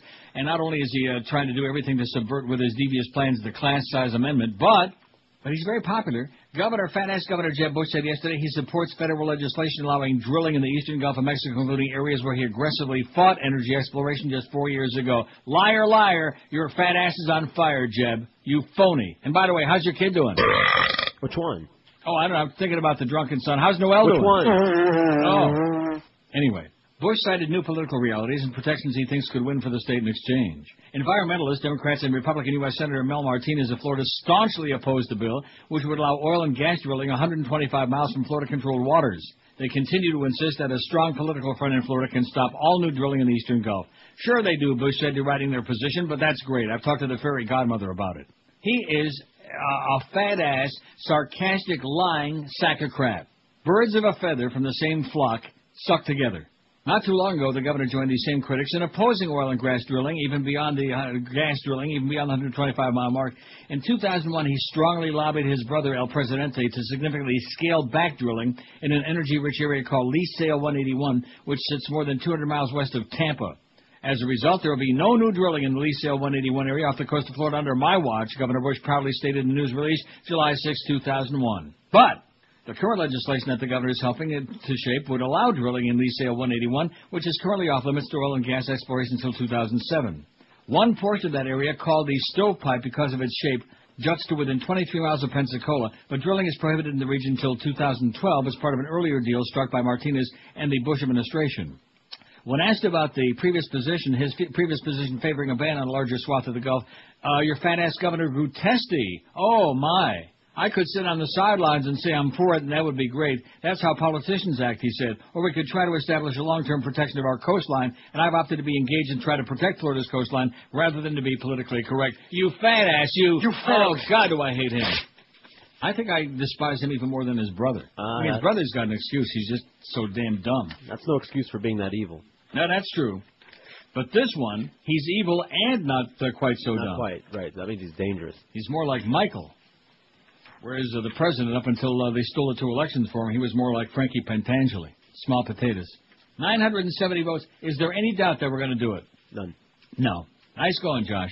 I know it. 140-20 till 2 at QAM. My friends at Dollar Mattress have an unbelievable offer for you. Now when you call 1-800-MATTRESS, you can get a free tank of gas. Take the full amount of any gas receipt off your next mattress, up to 10% of your purchase. If you spend $50 at the pump, take $50 off any purchase of $500 or more. And you'll save more gas by skipping those phony sales this Columbus Day weekend. You won't be schlepping around all over town burning up expensive gas. If department stores or other so-called mattress stores double the price, then say, hey, we're going to give you 50% off. What kind of a sale, what kind of a deal is that? Make-believe, ersatz, phony baloney. So call 1-800-MATTRESS and choose from the complete line of the top names in the business. Sealy, Inserta, Simmons, King Coil, Tempur-Pedic, and Stearns & Foster Hewitt. When you call 1-800-MATTRESS, you'll choose the date and time of your delivery. Just pick the day of the week within a 2-hour window, 7 days a week from 8 in the morning till 10 at night, even Columbus Day, and they show up on time 99.7% of the time. Forget about wasting time and money driving all over town and shopping for a mattress. It's the easiest piece of shopping you'll ever do. I've been doing it for years, and most of the QAMers are doing the same. Just sit there on your fat, pimply ass and make one easy call, 1-800-MATTRESS, or log on to their website, mattress.com. And don't forget, a portion of every purchase goes to Hurricane Katrina relief. Call Dial a Mattress toll-free, 1-800-MATTRES. Leave off the last S because it stands for Stupendous Savings. This is Neil Rogers. This is 560 QAM. All right. Well, he's a Tallahassee Nazi.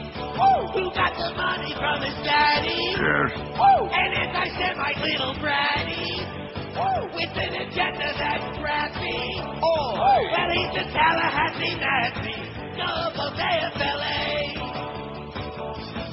Well, he's a presidential son who doesn't have to run. No one else is gonna win. He might as well just move right in. Sieg Heil, Sieg Heil, Sieg Heil, Sieg Heil.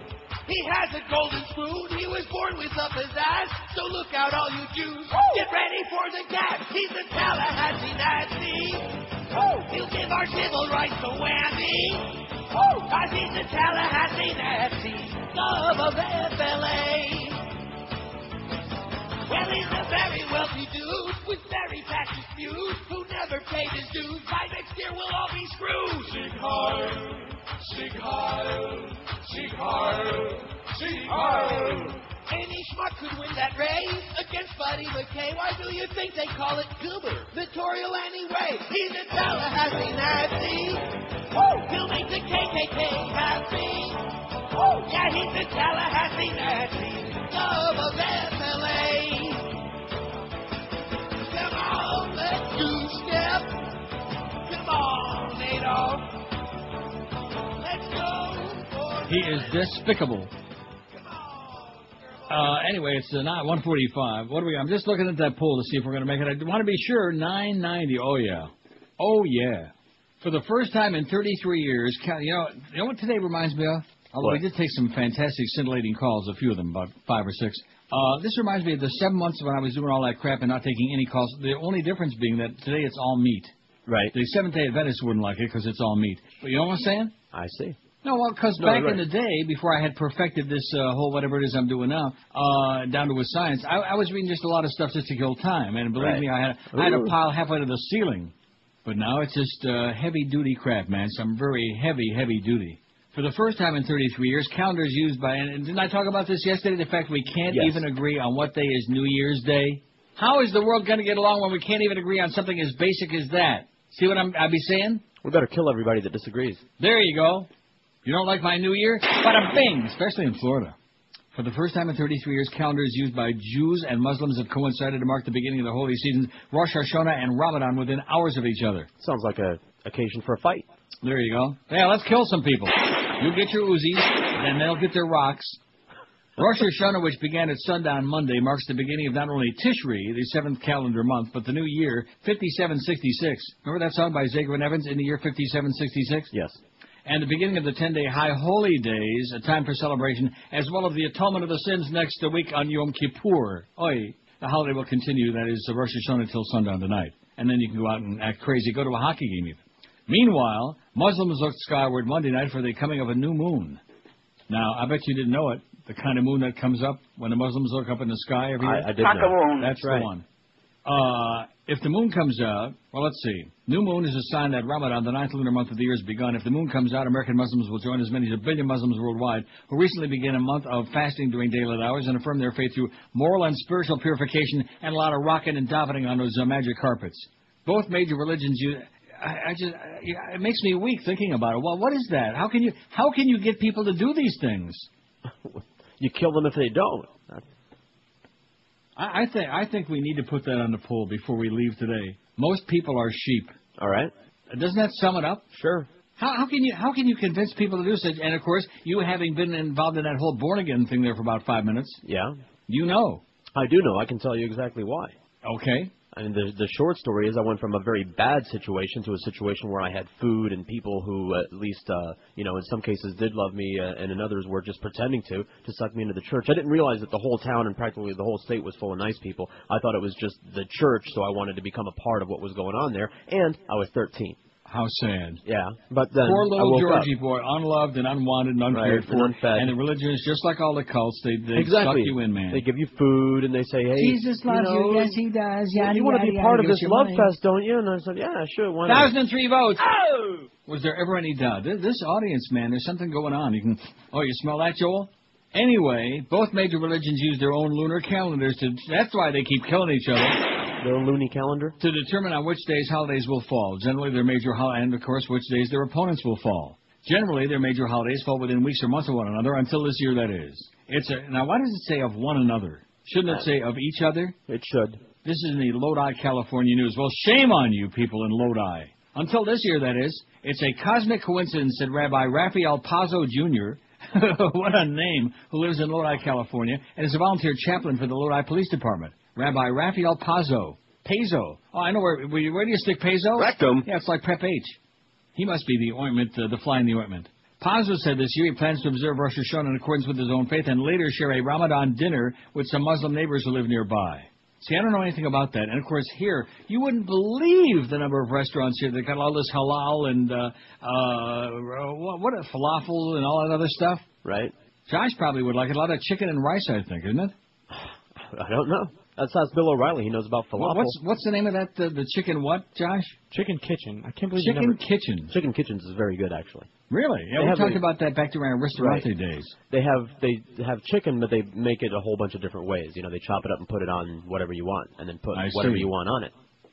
What do you mean by that? Oh, like for example, if you want curry sauce, they'll pour some on there for you. Why would you pour curry sauce on anything? Ooh, chicken, yellow rice, little curry sauce. I'm telling you. I get it with the salsa and the Yeah, well that figures. I get it with the matzo balls underneath it. I'll bet. And Gribinus. Oh yeah, Gribinus. Man, before I die again, I must have Gribinus. In fact, that's probably what'll put me over the edge. We'll fix it up for you. Man, you talk about a lump in your pupik. Pazzo said Rosh Hashanah is a time for people to come together and reflect on the passing of another year. It's a joyous occasion featuring feasting, where people eat apples and honey. to remind themselves of sweet things they hope will come in the new year. Apples and honey. All my life, I never heard of such a thing. Get the honey, Junior. Can you believe that? I believe it. And that's his name, too, Raphael Pazzo Jr.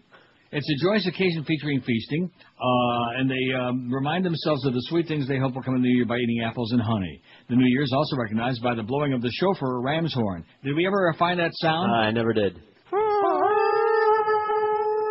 Like that. It's a very joyous occasion, he said, the beginning of the new year, reflection, forgiveness, and contrition. While Jewish congregants celebrate the holiday with feasting, Muslims will begin a month-long period of daylight fasting. The act makes people think about the suffering of others, especially the ones that they're bombing and killing, compared to the blessings they themselves have been given. Ramadan is there it is. Yeah, Survivor Yitzchak. Ramadan is a special occasion because of the month in which the Quran, or is that Survivor Brooklyn? In the month in which Quran was revealed to the people of Islam. Taslim Ali, a teacher at Henderson Community Day School, said she looks forward to the month of Ramadan because it gives her a chance to look back at the important things in life, like rocking back and forth on that magic carpet. When the sun goes down during Ramadan, many families break their fast with elaborate and joyous meals. By then, everything tastes sweeter. By the end of the day, when the sun goes down, you can't believe how much you appreciate water, she said. How do you like that? Throughout the month, prayer will be held at the Lodi Muslim Mosque in Poplar Street in Lodi, California. This is in the local paper there. Because Ramadan is a time for people coming together, the mosque welcomes people who would like to join in celebration and prayer service. So anybody can go in there and get down on your hands and knees and rock back and forth. Just don't get your head too close to the rectum in front of you. That's my best advice. Do the Muslims make you wear a doily like the Jews do when you go to temple? I don't know. I know somebody could use a good doily. 153 at 560 WQAM, a good Lee. For years I've been telling you about Dry Concepts, the best carpet cleaning company around. Did you know that not only can they do a fantastic job under your carpeting, which I've done in my home for over 20 years now, they are absolutely the best, but Dry Concepts can also save you hundreds, maybe thousands of dollars by doing other sensational cleaning things for you. Dry Concepts also specialize in drapery cleaning, upholstery, leather furniture restoration, mattress cleaning, oriental rug cleaning, pet odor treatments, and water damage, too. Dry Concepts can also clean and restore your tile and grout quickly and efficiently. Dry Concepts' professional staff is always coming up with the most advanced cleaning systems to do the best job for you.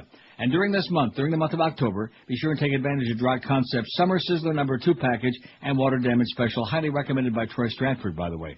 Dry Concepts, from carpet cleaning to tile and grout cleaning, the only place you ever ought to think about calling. No rip-offs, no scams, no BS, a written guaranteed price every time before they start the work, and then an unparalleled spectacular job every time. In Dade, Broward, and the Palm Beaches, call Dry Concepts toll-free 1-800-248-5071. That's 1-800-248-5071, or on the wicked web, it's dryconcepts.com.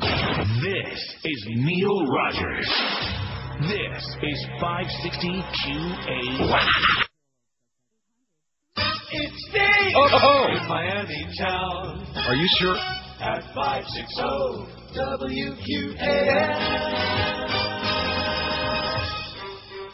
Talk about your Teflon presidents. Woo, you ain't kidding. Goodbye, George, you gotta go, me oh my oh. You gotta go home 'cause you f***ed up bad on the bio. But you sure flew quick when it came to sick Terry Shiloh. Son of a bush is a foot in your tush, now say goodbye, yo. Ta-ta, Georgie. While people drowned, you played a round of relaxing golf. Well, he was on vacation. Priorities are not your cup of tea, that's evident-o. Oops. And no one cared to even prepare for the worst scenario.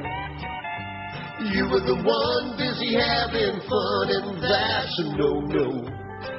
You'll investigate at a later date. That's real bullshit. So, think your situation. The ones that up should get locked up so it don't continue. But no one will get blamed like with Agent Flame. No heads will roll, of course. And as for this, there'll be a slap on the wrist and no charges filed. What a surprise. 'Cause you're a liar. No one gets fired with each new meso. Nobody. A new death toll, a slip in the polls, that's no problemo. He'll fix it. Your spin machine will deal with New Orleans, 'cause that's their job-o. As per usual. Son of a bush, here's a foot in your tush. You're an asshole. We just don't understand. You got blood on your hands, but want no blame. Oh, I'm a problem solver. You made it obvious, at least to most of us, you have no shame. Oh, shame? What's that? And what's with that smirk, you stupid jerk, when people have died? Oh, son of a bitch, you should be impeached, and we mean pronto. Now do us all a favor and get the out. You hear? Jackass. Oh, I come from Crawford, Texas, with a guitar on my knee. While they died in Louisiana, I raised cash for the GOP. Oh, Katrina, don't put no blame on me, 'cause I come from my vacation for a photo opportunity. Swing your partner round and round. Now do a little swimming through New Orleans town. Swim to the left, to the right, here we go. Sling a little mud, now do-si-do. Oh, Katrina, why didn't those people flee? It was worse in Louisiana than it is for Iraqi. Pick that thing, baby. We don't care if it don't heal, just keep picking it. Most people follow religion because of brainwashing, 294. Fear of death, 261. Weakness, need for a crutch, 257. Stupidity, 65. Wanting to belong to a club, 53. Lack of common sense, 39. They really believe in fairy tales, 26. You fairy. Guilt, 25. And most people are sheep, too. And then, of course, there are those who like them. Bye, bye, bye.